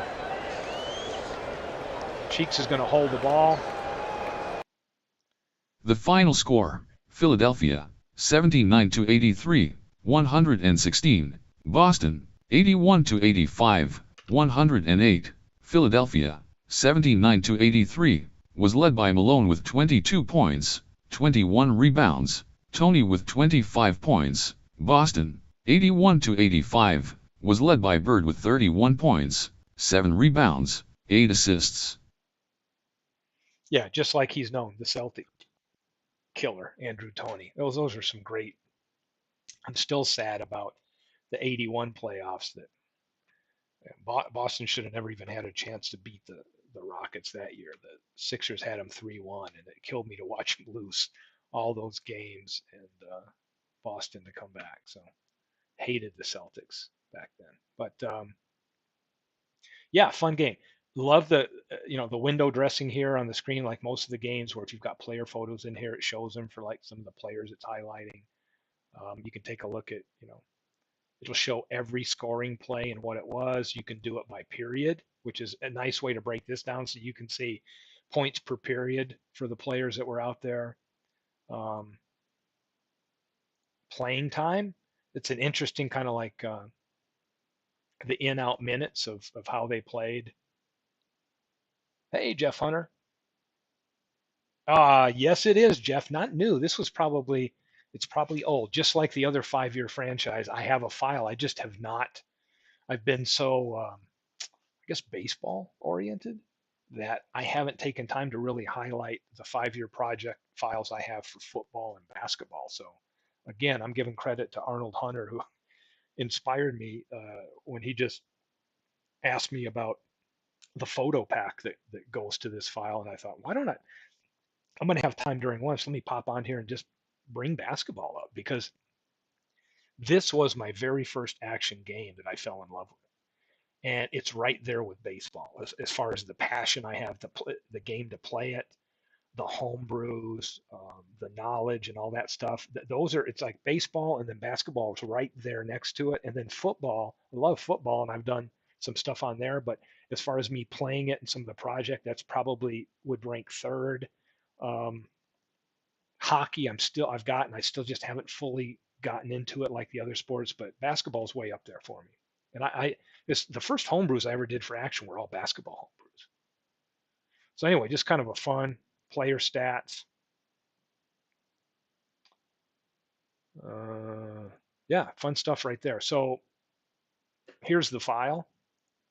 I need I'm going to make this available after I end the stream today and put it in the description. So anybody that wants to come back to the description can download this file, the 5-year file. I've got, I don't know how many teams are these, 10. So that's 60. It looks like I've got 67 teams in here. You'll see it's pretty heavy on older teams. And I do have some newer teams. I've got this Golden State team here, right? I think I have a current LeBron team in here. I'm pretty sure. They're just kind of all over. You got to look. So right here, here's the LeBron team from '05 to '09 with the Cavaliers. Don't have a photo pack for some of the newer teams, but I'd say probably 75 to 80% of these files I have photos done for. Might even have them done for. Let me see. Yeah, I've even got them for the old Cincinnati Royals. Um, Houston. Here's the Moses on that Houston team from the late '70s. Rick Barry on that team. Tom Janovich. I've got photos done for those. Another fun team from, I was a big '70s fan, right? This Golden State team with Jamal Wilkes and Rick Barry and Phil Smith, Clifford Ray and Nate Thurman both there to play center. This is a fun team.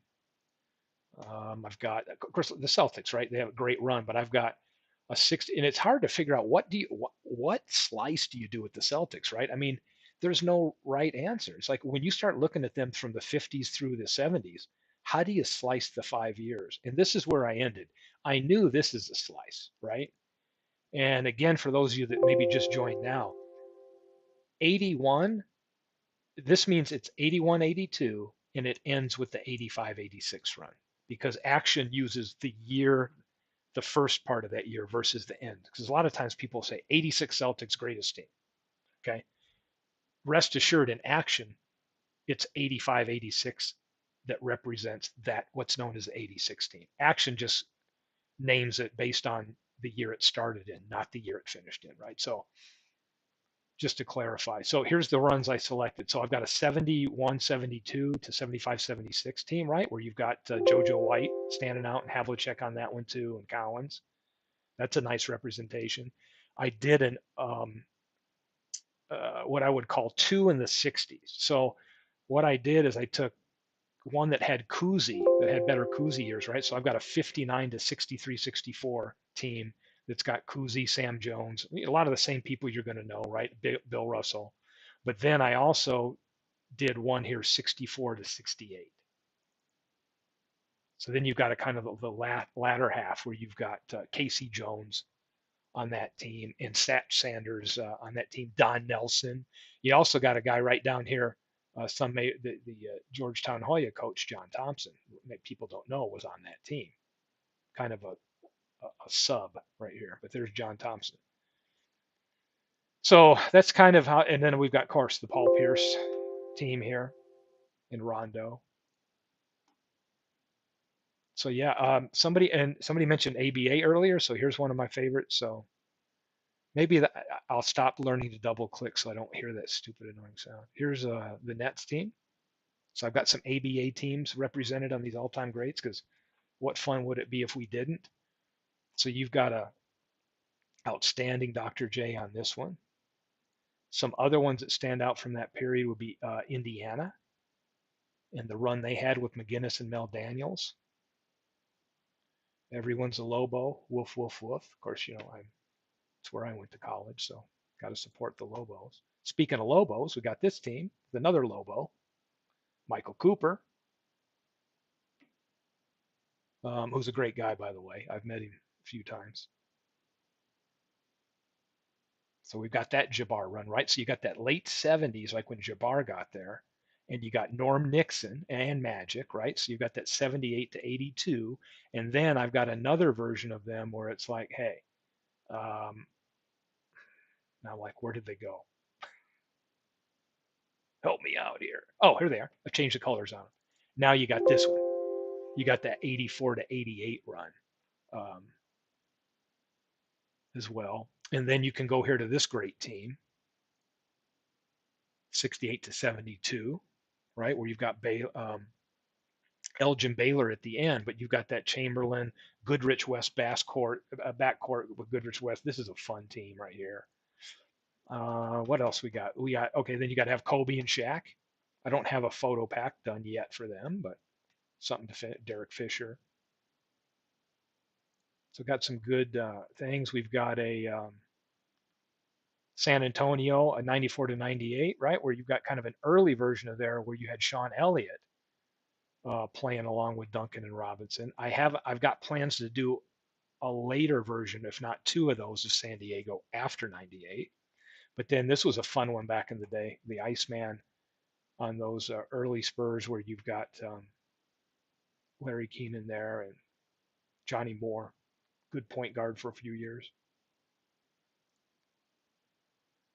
Hawks, early Hawks. How about this? We got Maravich on that early Hawks group.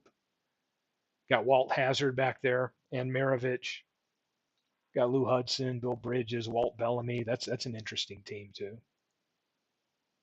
So yeah, another fun one. How about Penny and Shaq together on that Orlando Magic? Horace Grant. And I have one Bulls team done. I have a chance to do two. I've got another Bulls team I haven't built in here, but I have the data for, which I think is 89 to 93, so which would be the first three for Michael and them. But I've got this team in here, right, where you've got Rodman and Kukoc on here. Arnold Hunt is when I worked in dialysis. Oh, John Williamson. Oh man, that dude was built like it kind of reminded me of that Vinnie Johnson build that he had back in the day. Um, we're going to see him here too.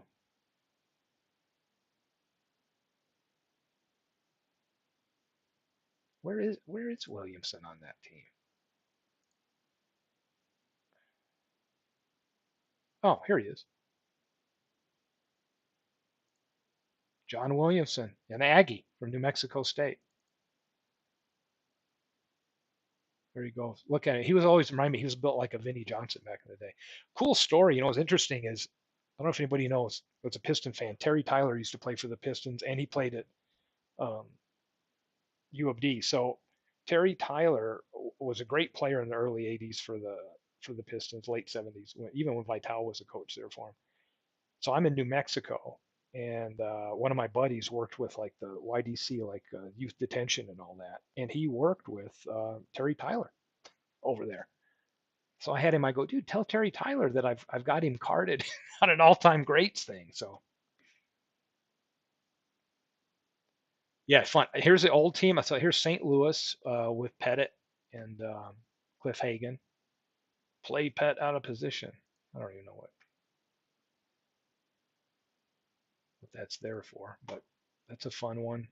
Paul Westfall and the Phoenix Sun team. How about a Run TMC team here with Hardaway, Richmond, and Mullen? Got that team represented here.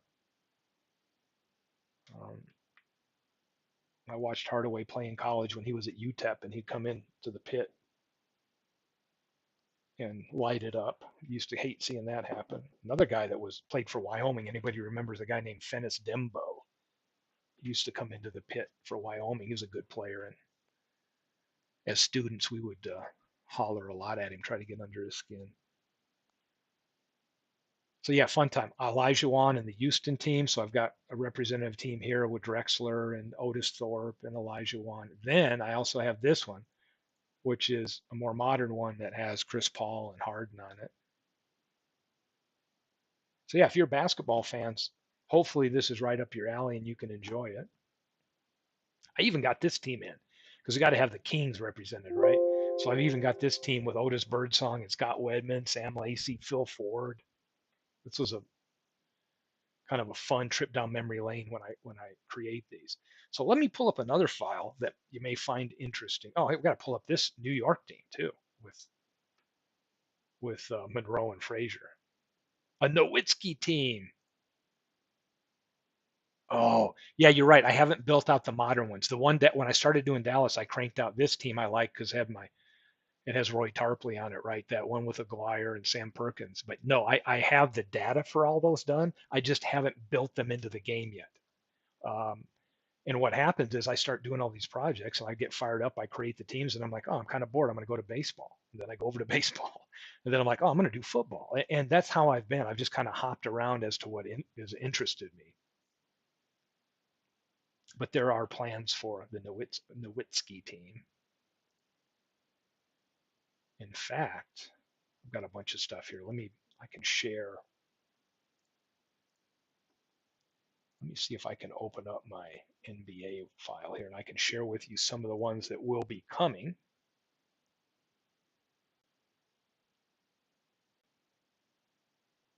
Wow, I've done so much Excel work here with baseball and other stuff.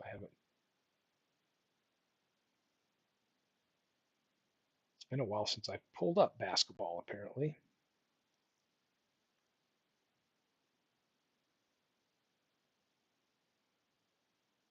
Hmm, here we go. If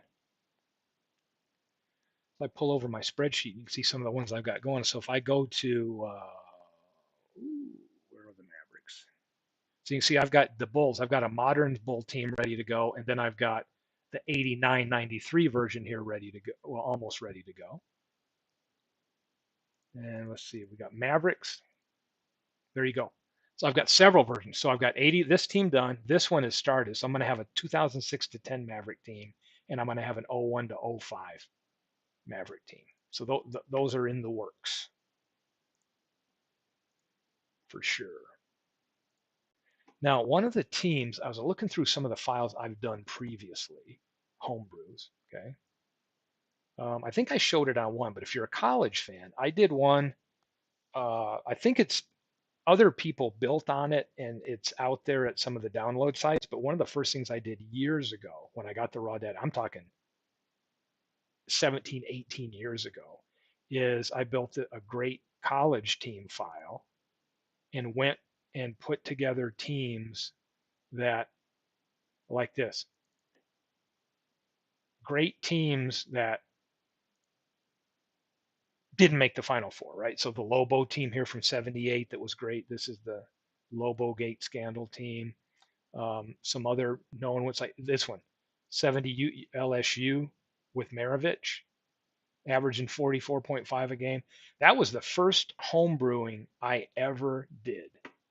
Was that college all-time greats way back. Others have taken some of that and built on it and done their own and created different versions of what is like college greats. The other one I've got, let's see in here. I started creating my own version of 85-86 college season, which is one of my favorites. Other people then, I forget who they were, started creating specific older college seasons. So those were fun to collect. Um, here's my backup files, test files. I'm trying to see, I've got an all-time greats. Okay, I did a Legends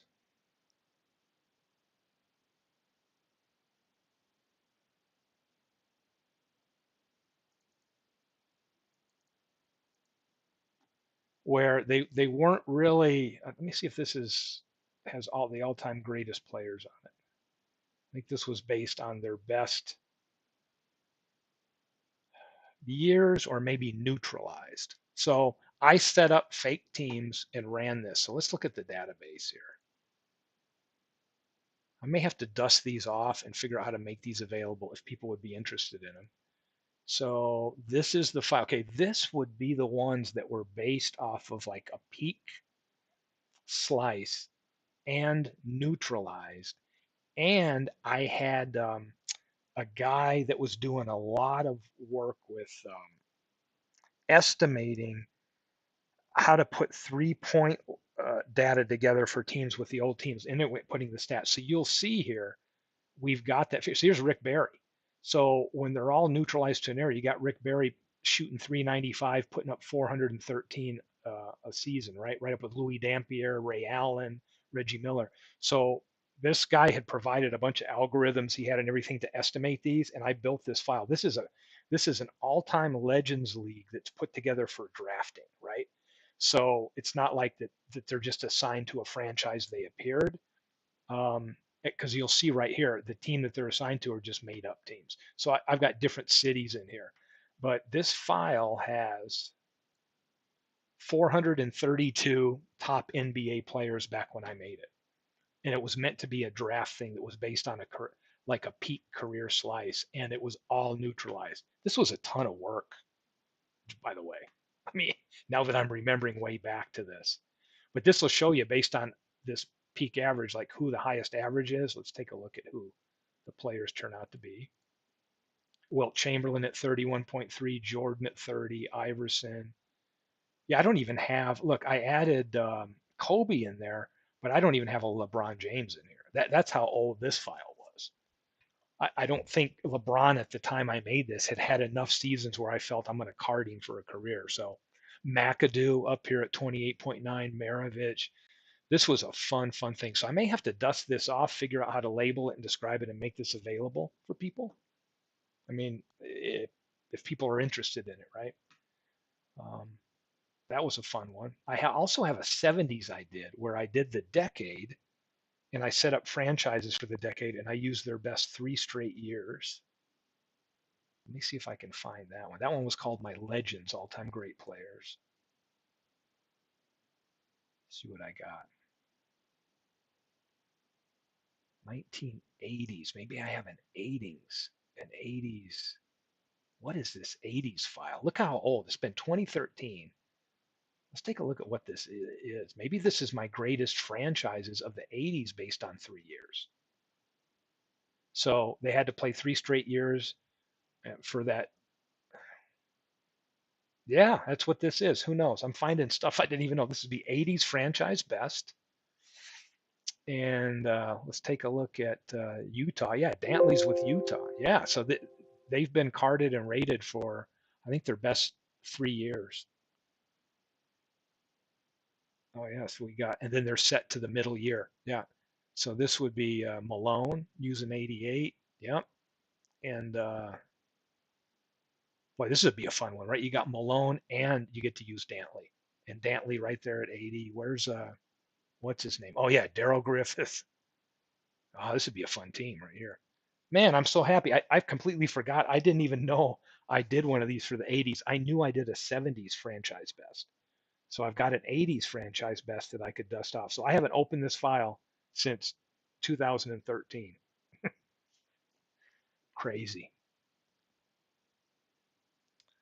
And here's Malone. Look at Malone and average. So I got Malone. He qualified. He played enough years with Houston in the early 80s, and then he's got a card with Philadelphia as well. So got an 80s file. Good to know. Imagine Arnold might enjoy some of these. Let's see. Great teams. Okay. Um,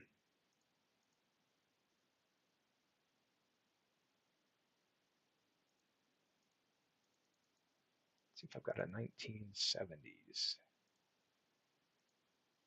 as I scroll through here. 1980s. Oh, 1970s franchise best. B is probably a backup. Let's see.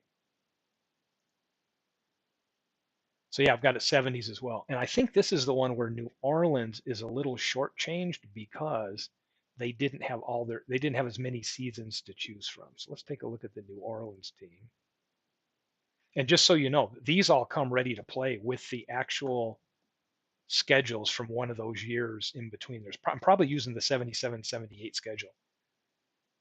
But yeah, you'll see this team's not as loaded because you've got what on here is Truck. Yeah, you got Truck Robinson and Pete Maravich really, but they didn't have a full 10 years to grab players from like some of the other franchises.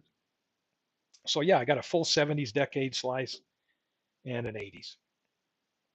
Need to brush them off. Midlife is saying if I've got a Trapuca Notre Dame team. Let me go back there and check.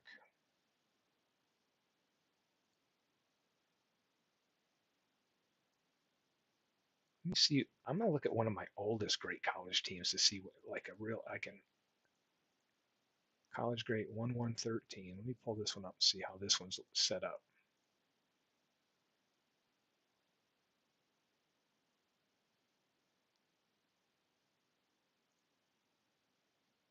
Yeah, this is okay. This is when it was first set up this way. So let me go. That would have been no. I don't think I do that early. Maybe it came on a later file. I'll have to find it because I think there was one where he was there and I think Lambier was there. Here's a 74 Notre Dame with Dantley on it and Shoemate.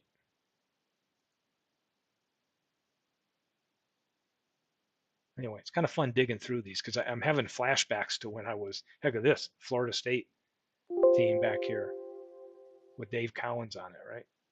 And there was somebody who made some raw Excel data available that was in the board game community at like tabletop website or whatever back then that made some of these available. And some other people in the community sent me like some raw data they got out of guides and media guides and all kinds of stuff. And that helped me create a lot of those old teams that were missing, that weren't well known Final Four teams. Um, um, they might be Arnold on Field of Dreams sports replays. I don't know if I made all of them available. In fact, let me go. Maybe I'll go check and see. Trying to see if there's any other things I might have available here that I did homebrew wise. Oh, wait a second. 90s franchise grades. I didn't even know I had a 90s franchise. Oh, it's not done. I started. I only got two teams done. That's why I didn't can't remember this. Yeah, so I did the 1990s team. There's what's his name? Grant Hill on the Pistons. So I've got the Pistons done and I got the Lakers done. Who knew? I'm having a flashback. I started that, so there would have been a 90s file if I just had more time in the day, more years to do it. Here's Shaq and Kobe Bryant, and yeah, so full 90s version. So I was going to move on to the 90s. So that's a beginning project. Got some of the ratings and testing backups I've got. I'm just kind of skimming through here.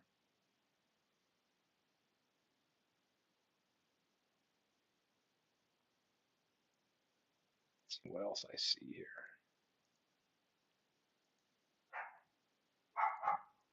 And yeah, I think that's about it. Now let's go to that site, Sports Replay. I'm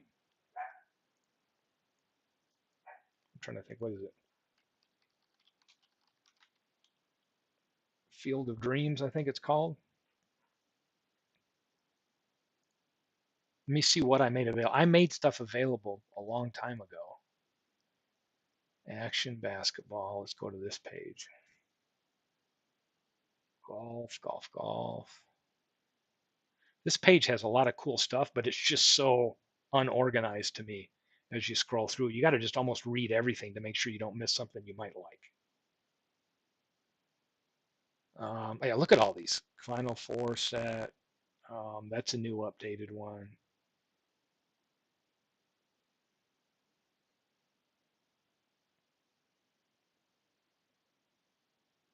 Half court databases. This is a great place to go get. I've never updated a lot of that half court.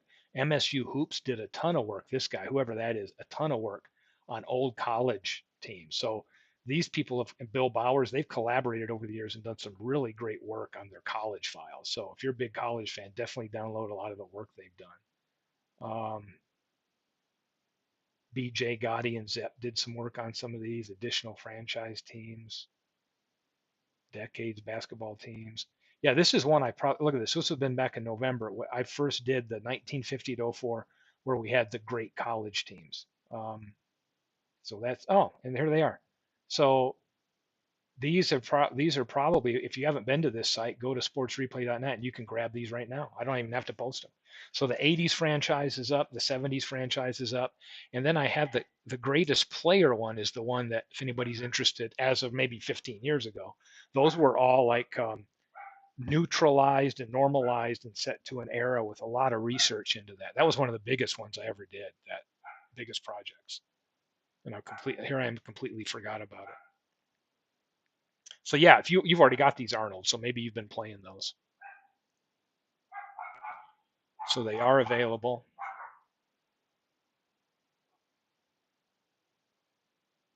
It's a lot of cool stuff to download here. So this site's all over there as far as how it's organized. Oh, and here's my, so you can come here too and get, I'm Steve 267. So 60s baseball, 70s and 80s baseball is here as well.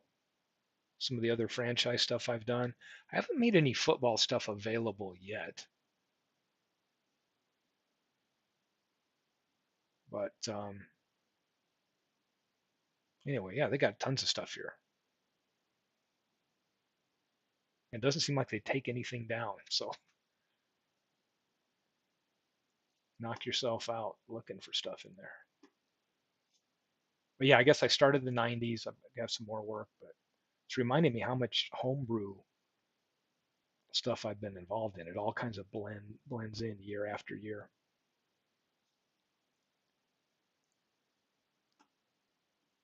So, any other questions out there? Anything anybody wants to see? I don't think I've got any other projects that I forgot about. I did start on the 85. Now, the other gentleman may have done it already, but I started on my own 85 and 86 project and got in there quite a few teams and they just never went back to because I saw a bunch of other people were going forward and trying to recreate past seasons. Um, that would be fun to me to do some of those old past college seasons and even set up some old Final Fours and run those. I did that in courtside college basketball with Hafner. One of the first things we did with the 86, 85, 86 season, we bought it in 86. We had the 85, 86 season.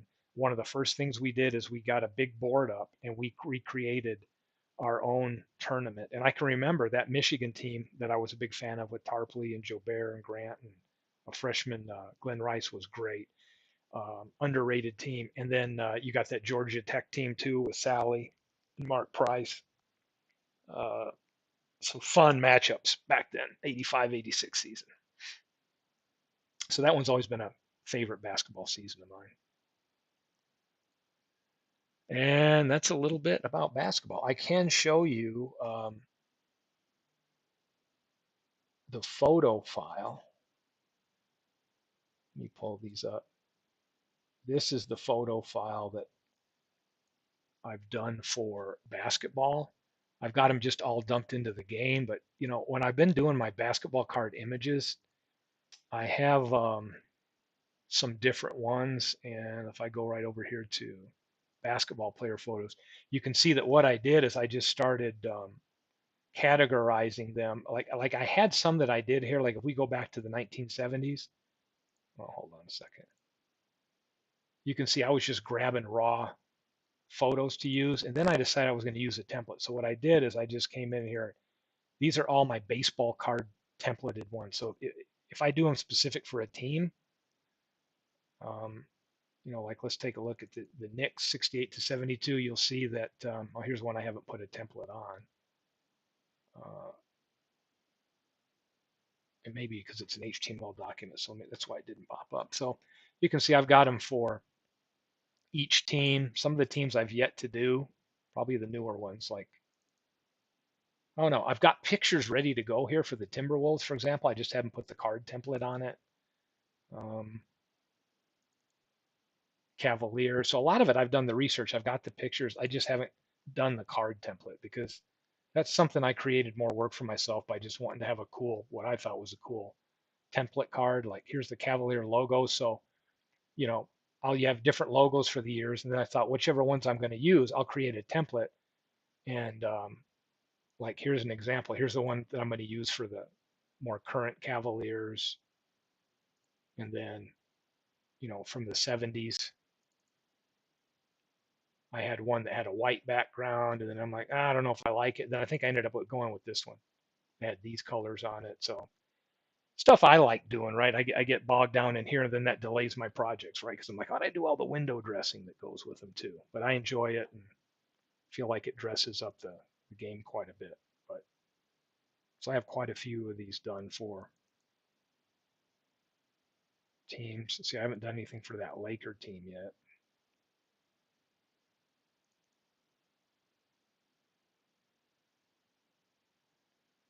Here's the where's that?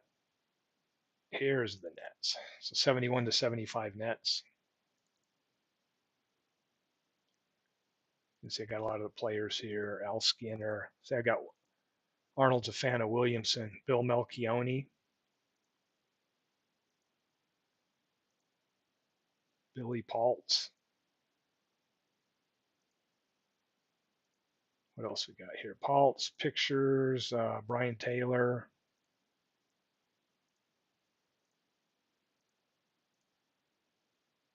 Jim Ard, John Roach.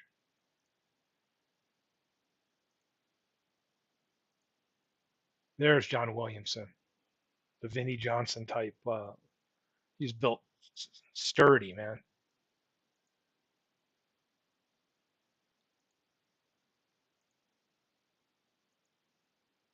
I got several photos for him, right? Some of the ones are harder to find, right? Johnny Bombs there. Here's some of the Dr. J photos I was able to find. So these are fun to use in the game.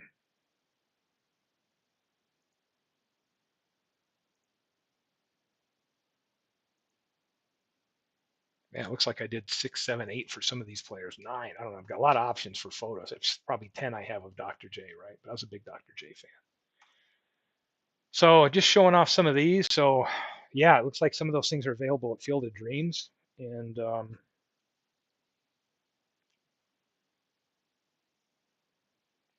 nice memories here with basketball. I haven't played it in a while. It's probably been about 4 or 5 months. About 4 or 5 months ago, I was playing some really cool matchup games with that Sixer team. Playing some little 2 out of 3 series with them, just having fun. But I definitely enjoy the basketball game. Just think it's great.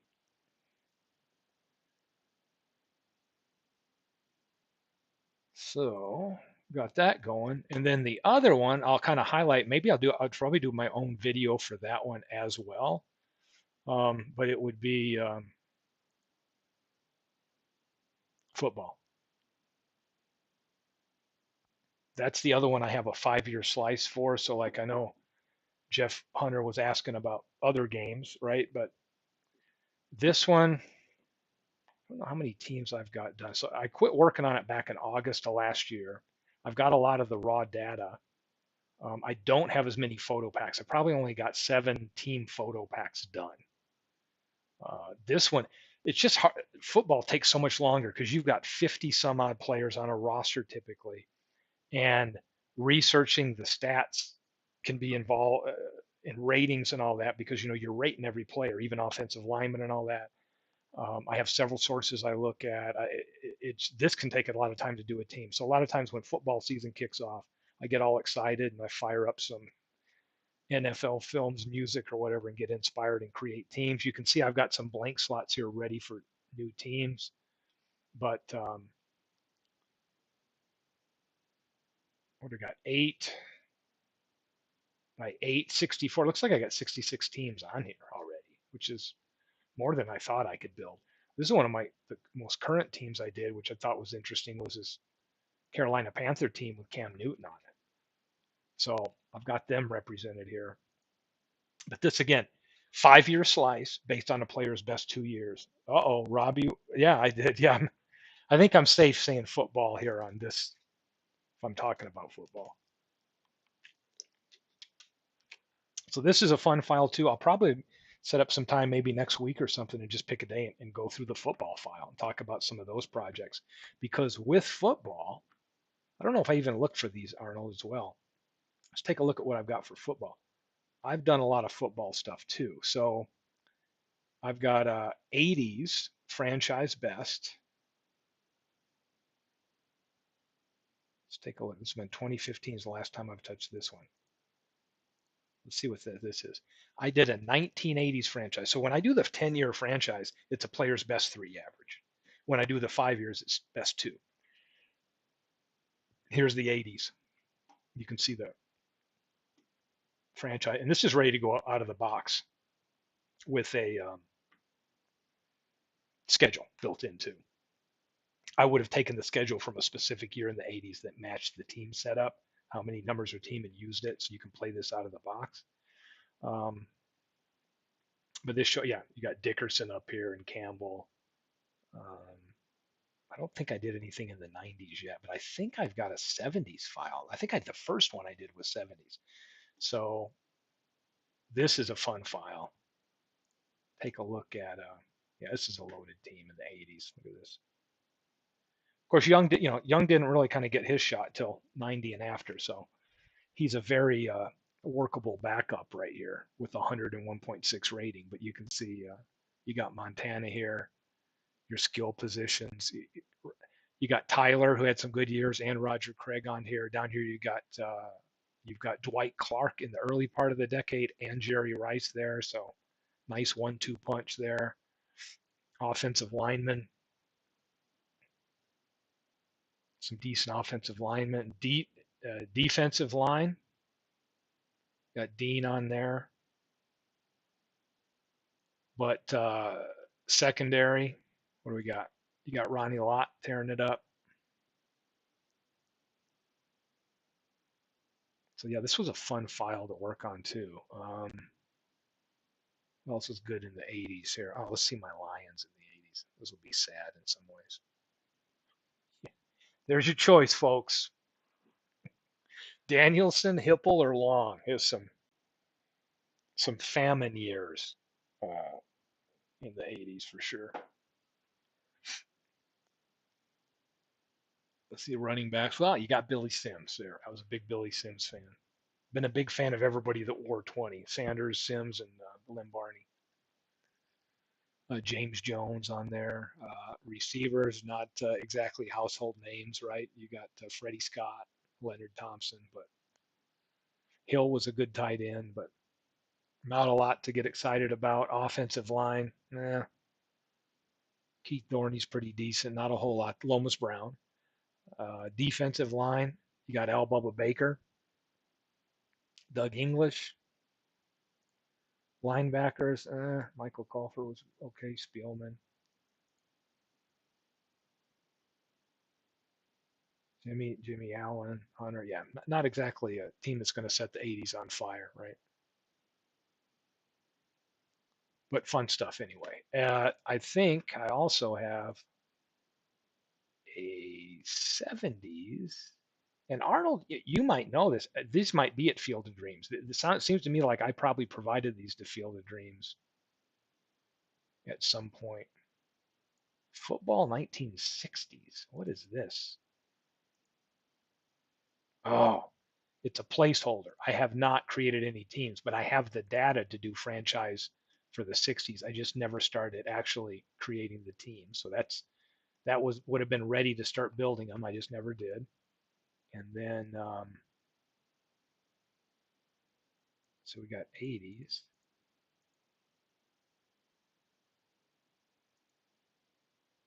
And we got 70s best B. Let's take a look at this. Ah, there it is. 1970-79 franchise grades. Who needs quarterback when you got Billy? That's true. Yeah, that's why we destroyed him. Billy to the right, Billy to the left, Billy up the middle. That's what it was in 80, 81 to 84 till he got hurt. Yeah, 70s. You see Tarkenton, the highest rated right there was Stabler. Kenny Anderson was great. Simpson. The other thing I did, why you're going to see these numbers higher than you might think, I took because in 1978 they went to 16 games. I believe for this file to be equal and everything, so you're looking at them the same. I bumped everybody. I kind of extrapolated the stats out. So even those that these are all built out to represent a 16 game versus 14 game season. That's why you're going to see Simpson's numbers at 2028 based on 16 games versus 14. Walter Payton.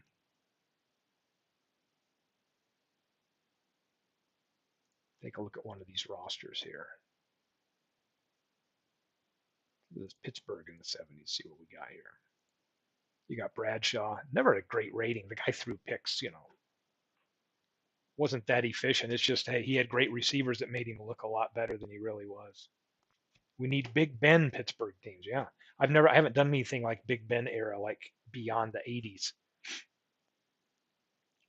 So we got a couple of one of my favorite players during the era was Lynn Swan. So they're on here. Of course, you got a lot of good players at almost every position. Defensive line, Green and Greenwood, Dwight White, linebackers, two great ones in Ham and Lambert. And then you got a great, Mel Blount locking down that secondary. Running backs, Harris, Frenchie Fuqua was there too, along with Blyer. It's kind of fun. Trip down memory lane with the basketball or the football file too. So definitely got those two decade greats. There was one I saw in here that makes me wonder, what was I doing in the 50s? So let me take a look at 50s football 50 franchise. That's got to be franchise best. Let me take a look at what is this. Oh, the hell, I got a 50s franchise best too.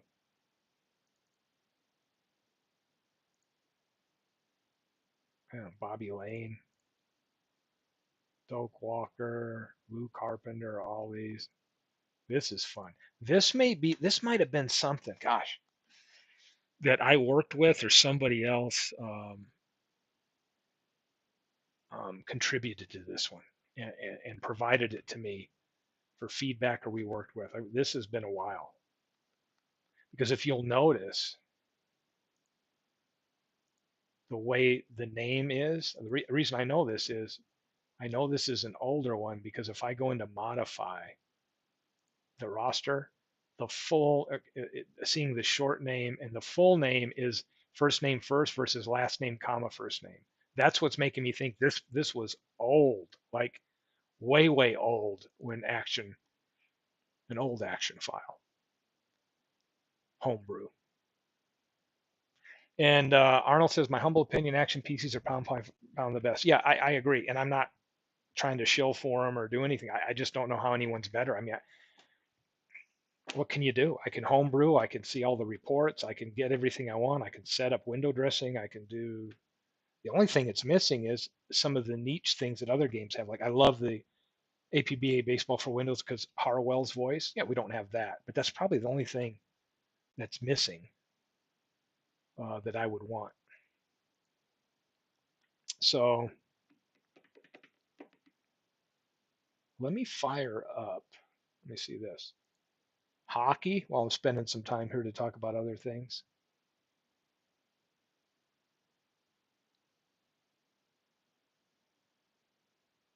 I just fired up the same game. What an idiot. Are you kidding me?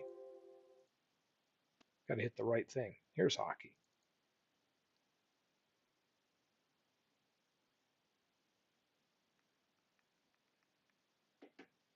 Oh, cool. Arnold's saying it's there. So, and I just started on hockey February of last year, and I stopped because I got excited. I said, "Hey, let me do it." So I've only done these 5 teams. So I got the Canadiens right here, and I did photo packs for them along the way to make sure I did them right. But I've only set up 5 franchises from the 70s so far. I'm a newbie when it comes to homebrewing for the hockey stuff, and it's probably my least knowledgeable and least played game out of all of them. So this has kind of been a back burner project. Yeah, John Haber says play by play is action's only weak point. Yeah, and I think and I've looked at, like, I know for basketball, for example, some guys, I'm trying to think of his name. He's always on the forums about play by play. In fact, God, I can't think of his name right now. But he's always, in fact, he worked with some others and created a custom pack that was super enhancing for the basketball gameplay, where it added different variations. So action, you have the ability to go in there and customize to some degree. And I went in there one day and started saying, okay, what would I change? And then I'm like, well, I'm at a loss for words. I don't know what flowery language I would use to kind of vary it up versus some of the basic descriptions, but at least it's tweakable in action. So if you're inclined to go enhance the play by play, you could do it yourself. I just, have never really taken the time to get in there and dig deep on all that. But that's a good point. And the other thing with action is I enjoy the video chalkboard so much, I don't care about the play-by-play. When I played DMB, you had to enjoy the play-by-play because it's all you had to go by. You had to sit there and watch it unfold as a text line came at you. So the more interesting that could be and dramatic, it was crucial. When I play action, it's not crucial anymore. I just kind of found myself moving on to clicking and getting the video set up nicely so the play-by-play isn't as meaningful to me as it was like with DMB. Anyway, got this one set up. The other game, trying to think that if anybody has not, and I've been asked, and I may do this too, is a I gotta find it. Where's my Action Golf? I have so much stuff on my. Let's just go look.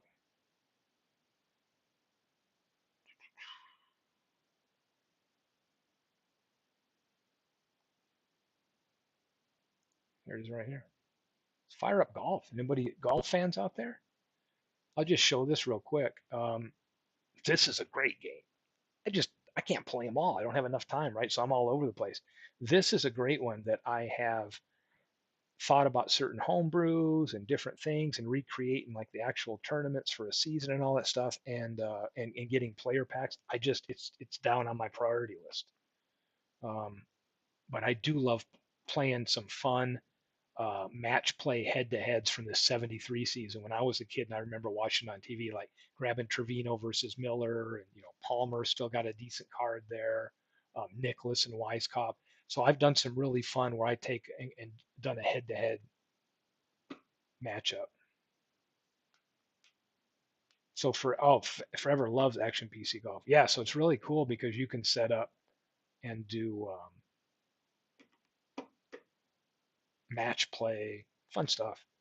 So I'll probably maybe just have a special one where I take a match play and go through and control one of the players and do that. Um, a lot of cool stuff you can do here too, like courses, custom courses. The community does a ton on courses and a lot of what I call like window dressing for the game. There's a ton of stuff out there at the Action Sports Community site for golf. It's probably the one that has the most mods, I would say, or enhancements to it at that site, right? There's other things. It's the only one I know where Action has actually put some tutorial videos together that are available on YouTube that you can go right to here to show you how to navigate gameplay. I'm not sure Action has ever done their own for any of the other sports at all. So, um, play a new casual round. So we've got golfers. You can set up teams, encyclopedias. So active season. Let's see what I got. I have all these. So I have different ones, and there's ones that come with it. So I've got the 1920s set, which has like some great players from the 20s. I think I have yeah, I have the top 20 all-time greats. So I don't even have the real all-time greats that has. No, John Haber. You know the one I played? It was Go for the Green Sport. Yeah, they had Augusta. Was it Avalon Hill? It was one of those that you bought, and it had like I remember having the one for Augusta. It was like probably from 81 or 82. It looked like Sevi Ballesteros on the cover, and it had like a booklet. It had a chart, so you would roll, and then you would go hole by hole, and it had like diagrams of each hole, and I had Augusta in there. And I used to play the heck out of that. I can't remember what was the name of that one. Not Go for the Green, or it was one of them. Avalon Hero or Sports Illustrated had those games.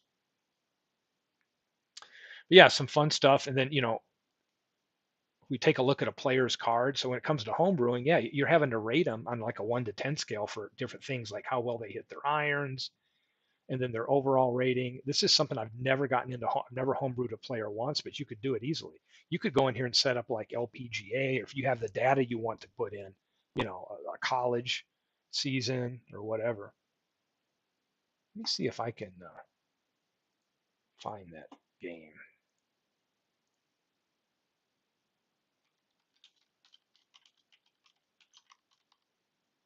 Let me see if I can find it, John, and see if we can.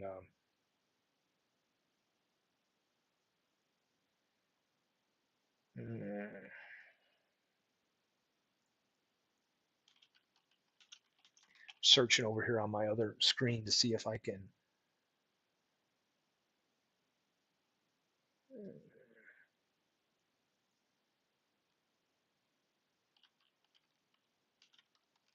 Was it Avalon Hill? Oh, here it is, right here. This one, right here. This is what I had. Sports Illustrated sponsored it, but it was this, and I believe it had Sevi on the cover. It had to be from 81ish, I want to say. And what it was is it had I think they made it like you could have. I had Augusta, but I think they also had a couple of, like one of them had one year had Pebble Beach in it. But I love this game. I played a lot of this, and it had like a booklet. Let's see if there's other pictures of that one.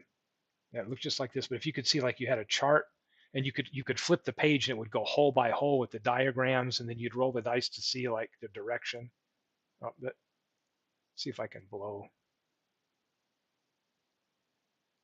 Anyway, that's all the goodies that were in it, right? So you'd have a booklet, player cards that you could refer to.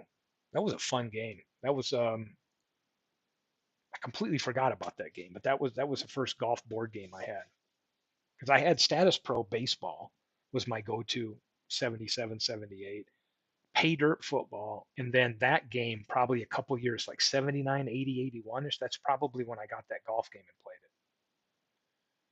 it. It was a blast, but I only had one course. So here's one pro golf. This would have been another iteration they had of that, but it was like mid 70s to like early 80s is the versions. Oh, here you go. Yeah, they would have a layout of each hole, and it would have lines there, so you kind of knew how far you hit it. I'll get lost researching old games in here. It's fun. Yeah, Status Pro was fun for baseball. Anyway, good stuff. This will be the. We think we have courses. How many courses? These are all the courses I have. I have a lot of stuff. Um,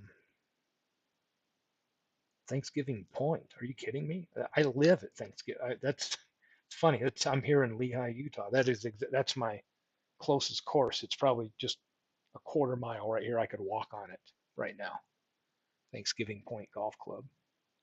It's weird. I never even noticed it was in the game, because I've had some of these files from when Action first came out, and they were still naming them with the real names, and they didn't change to the fake names that are supposed to be real but not be a copyright issue. So I still have some of those old, because I haven't bought a ton of stuff for this.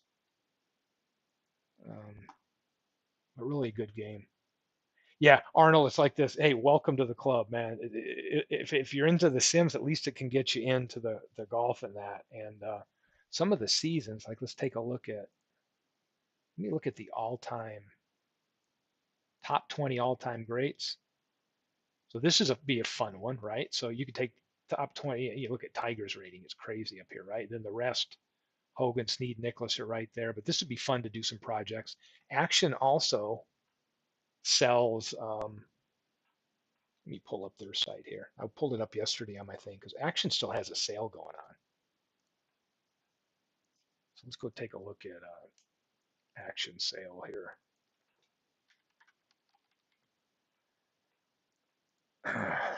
Got some good stuff happening here.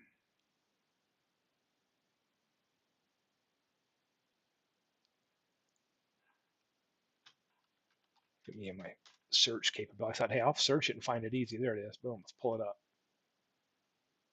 The golf game, great information on it. It's the most fun. I used to play ASG golf, and then there was who was it? Wolverine Studios had a golf game, and I played both of them. And I loved the ASG game. I really did until Action came out with this, and then slowly I'm like, I didn't like ASG as much. And ASG is freaking expensive. It's a good game, but it's expensive. And then quickly, um, Robbie's saying the assist. Yeah, you can have some assistance in there. I quickly got into it. I'm like, oh man, this game it became my go-to, right? And then like everything, I move off. So current specials right now for golf. 2021 is the newest engine version they have. They don't have one newer than that. Oh my gosh, look at this. This is probably why Arnold got it. It's super sale going on for 1950, down from 49 bucks. And here's what you get. You get 24 courses with it, and then you get 2 full seasons with it. So that's a hell of a deal. Because there's tons. It's like this: you get the game for that price, and there's tons of home brews and custom courses and all kinds of cool stuff. Then you can come over here to golf seasons. Let's see new releases. The most recent season, 15 bucks alone. So you're going to get that with buying the game for 19 bucks. Historical season. So the cool thing is they've got basically every season from 80 up. Okay, and they're on sale for 8 bucks, 8.97 down from 15. That's a hell of a deal. And the 1920s, right, which is going to give you 30 top golfers from the 20s, $2.99. I already own that. They have a 62 and a 73. So there's not really any good full seasons pre 80, no doubt because of the data they're looking at getting, but who knows what they'll come up with. Um, Special sets, all time great. So how many are on here? 201 of the greatest based on their best 3 to 5 year stretches. That's not on sale, but that's one I need to get because that would be the one to run some awesome projects with right there. Yeah, John says got 24 courses for around $1 a year. And that, the thing with Action is they just have so many sales that pop up throughout the year. Then you're like, you feel compelled to like get something you didn't have or load up, right? Uh, Okay, Robbie's saying it's based on like a cards and dice game. Yeah, and I liked it. ASG Golf, I thought it still do. I think it's a great game. It just the visuals with Action were so much, I guess, more appealing to me that I quickly got, man, I really like this. And then there was another one, I can't remember the name, that golf one that Wolverine Studios did. That was cool too for a while, but I love this one. Golf course bundles. Hey, let's save some money. So look at this. 60s pack. So what do we get? So this is actually the photo or the actual course layouts. You can get 6 for 16 bucks here. And what's nice about these is having the more courses. Golf. It's all about the courses. 2000's 4 pack for 9 bucks. So what do we have to offer here? You can pick up Las Vegas, and these are not using the real course name, but you can usually at the community they'll have like a legend that'll teach you exactly what real names. Oh yeah, I played Mean 18 back in the Commodore 64 days, John. Come on. I love that. Mean 18.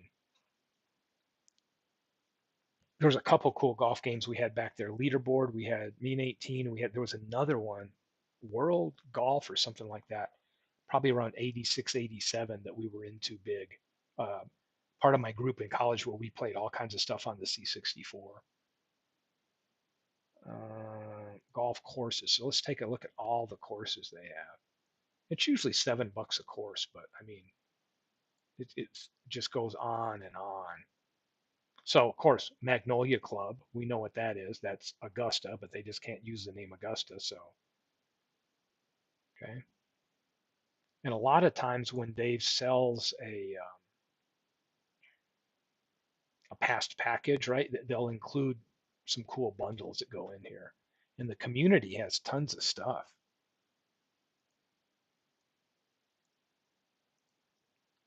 Let's see, just hanging out, showing stuff here for a little bit longer. Let's go back to the Actions BC sports community. Take a look. Look at all the stuff that gets released the latest. They're doing tons of stuff with golf. So if we go under golf, okay, these are all right to the game site. Let's take a look at the courses. It's everywhere, man. Look at this.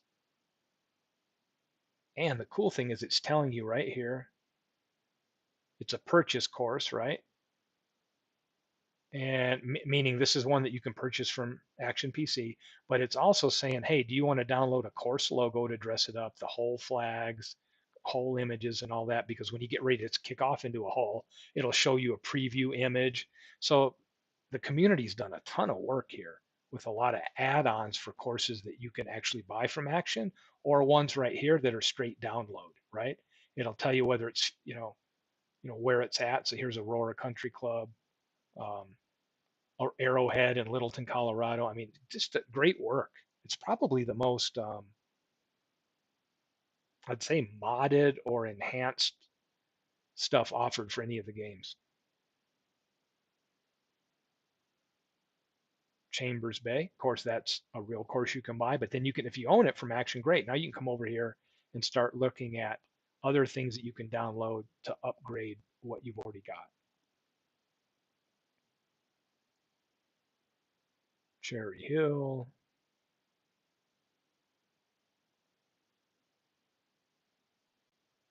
This is pretty cool. It's a lot of stuff here.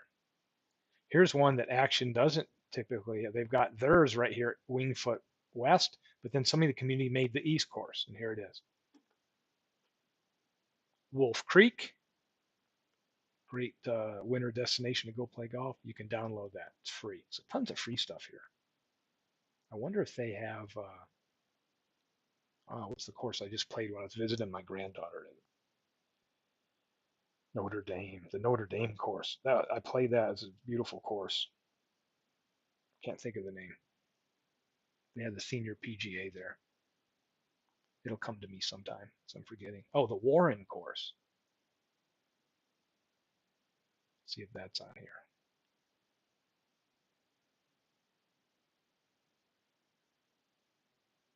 Warwick Hills. You've been there many times. Used to go to the Buick Open back in the old days there. Actually got to see Tiger Woods play there in 1998, and him and Fluff signed my son's hat. I've got hanging up here on my wall behind me during the Pro Am round.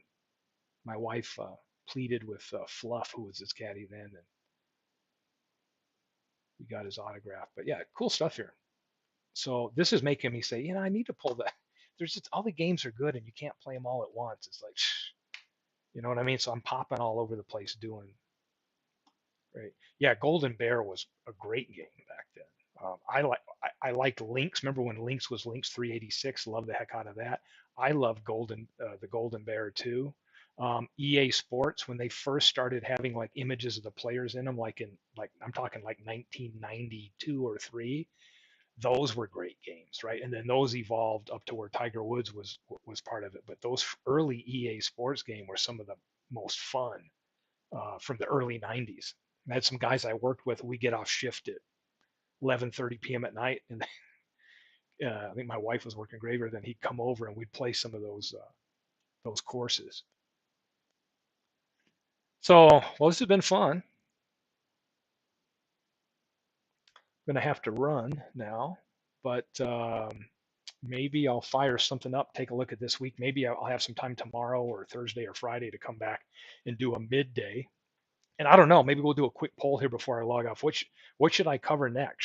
Should we just fire up some golf or the football game or whatever? What should I tackle next outside of the baseball realm? Because I am still plugging away on the Negro League project, which has just been a blast to do.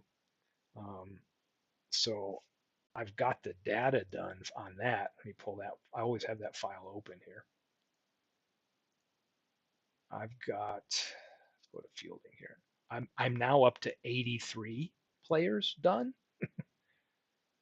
Have all the data done for that. So that's, kind of just a slow moving process.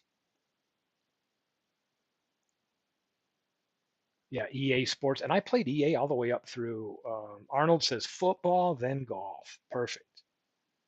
We'll come on here and talk a little bit about some of the football and gameplay there. And then I can run maybe some auto sims of some of the stuff on the 5-year file. And then maybe even pull up the 70s or 80s franchise file and run some like auto sims and show the results and see how that plays out. Maybe even I'm just thinking out loud here. Maybe even fire up a season and let it run. Oh, now we got to hold up. Now we've got a golf, then football. Okay, so now we have a tie. Somebody maybe can pop in and break the tie on that. What'll be next?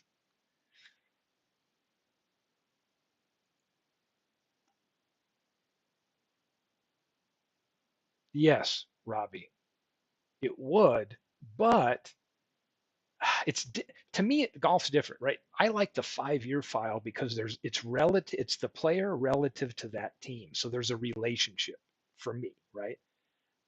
I came to like that better than just bringing in great players from the last 100 years for a team because there's some identity about those, let's say 75 to 79 Steelers or the, what's another one, right? The 84 to 88 49ers. You've got the players that have those consecutive years to crunch, and then you have identity with the team. In golf, there's no team identity to me. So in golf, I would go right to action and I would buy that $15 and I'd get that greatest golfers 210 golfer file that's based on the best 3 to 5 years of their career.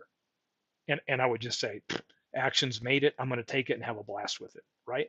Because I don't feel like there's a missing gap that I need to solve for my entertainment.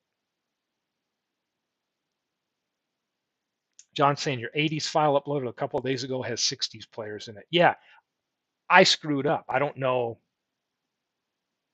Um, I posted that on the forums and I realized I'd made that mistake. And I'm thinking the best way is, since I'm digging into the old stuff, don't trust me anymore. Go to let me go right back over here. What's the name of that play? Sports replay, Field of Dreams. I would say come right over here to this site and go right to downloads and baseball downloads. I would say come right to, we're going to get to baseball here, right? Oh, here's one. Here you can get 70s football, basketball, baseball. Right here's the 70s. You could grab this based on a player's 3 years. And I think my 60s and 80s was here as well. Yes, I come right here at Sports Replay. I go right down here. This is 80s, 70s, 60s. I can't screw anything up. They've got it right. This was right back then. So sometimes when I dig through all my different folders, I'm like, okay, which file was it that I sent off? Because I have a lot of ones that I did and didn't date right, where I was testing and tweaking stuff and all that. But these were good ones when I sent them out. And I realized the 60s, um, I think was still at like 30 or 32 uh, man rosters. So this is a good way to, don't let me throw you off. Go right here and grab these if you want them. Yeah, John, this site is, I mean, I don't know who runs it. God bless them because they've done a great work. Because look at all the stuff here, but it's not the most visual, you know, site, but it's kind of like digging through an old trunk of cool stuff, the way I look at it. You just got to dig through everything. You never know what you're going to find here. Look, you got PCL leagues, everything. Um, and they don't ever take anything down, which is cool. Look, here's ballpark photos. So that, sometimes people are like, "Hey, where do I get old ballpark photos?" And where did I get mine? I just download all. Every time I saw a download for ballpark photos, I just download them and throw them into a file. That's why I have so much to clean up now. But this is kind of like a treasure hunt, right? You could just go through here and just look at all this stuff they've got for different games and anything. Have fun with that. All right. Well, I'm glad everybody's been able to hang out here on an afternoon, taking a little break from other stuff I'm working on and baseball, and just chatting up some basketball. And I guess it's turned into and some other stuff too. And I don't know if we have a tiebreaker. So you know what? I don't know. I'll figure out what I'm going to do. I don't know. I'll see what hits me up. Am I going to highlight some football or basketball or golf? But definitely it'll be one of the two. And whichever one I don't do, I'll do another one the following week. So if I get a chance to come on this week or some more days during this week and next week, I can highlight some of those as well. So it's been fun. And with that, I'm going to say, hey, have a great rest of your day. And I'll see you down the road here with either football or golf. I guess we'll figure that out as we go. So I like this. Robbie's like the tiebreaker is I'm not picky. Good. So have fun out there and hit like and keep simming and drop in some comments in the chat if there's anything you'd like to see or any comments. And I like this. John says, yeah, maybe golf, and then yeah, another week or so we get closer to the Super Bowl, we'll fire up some of the franchises for football and see how they play out. So have a great rest of your Tuesday, and we'll see you down the road. Bye.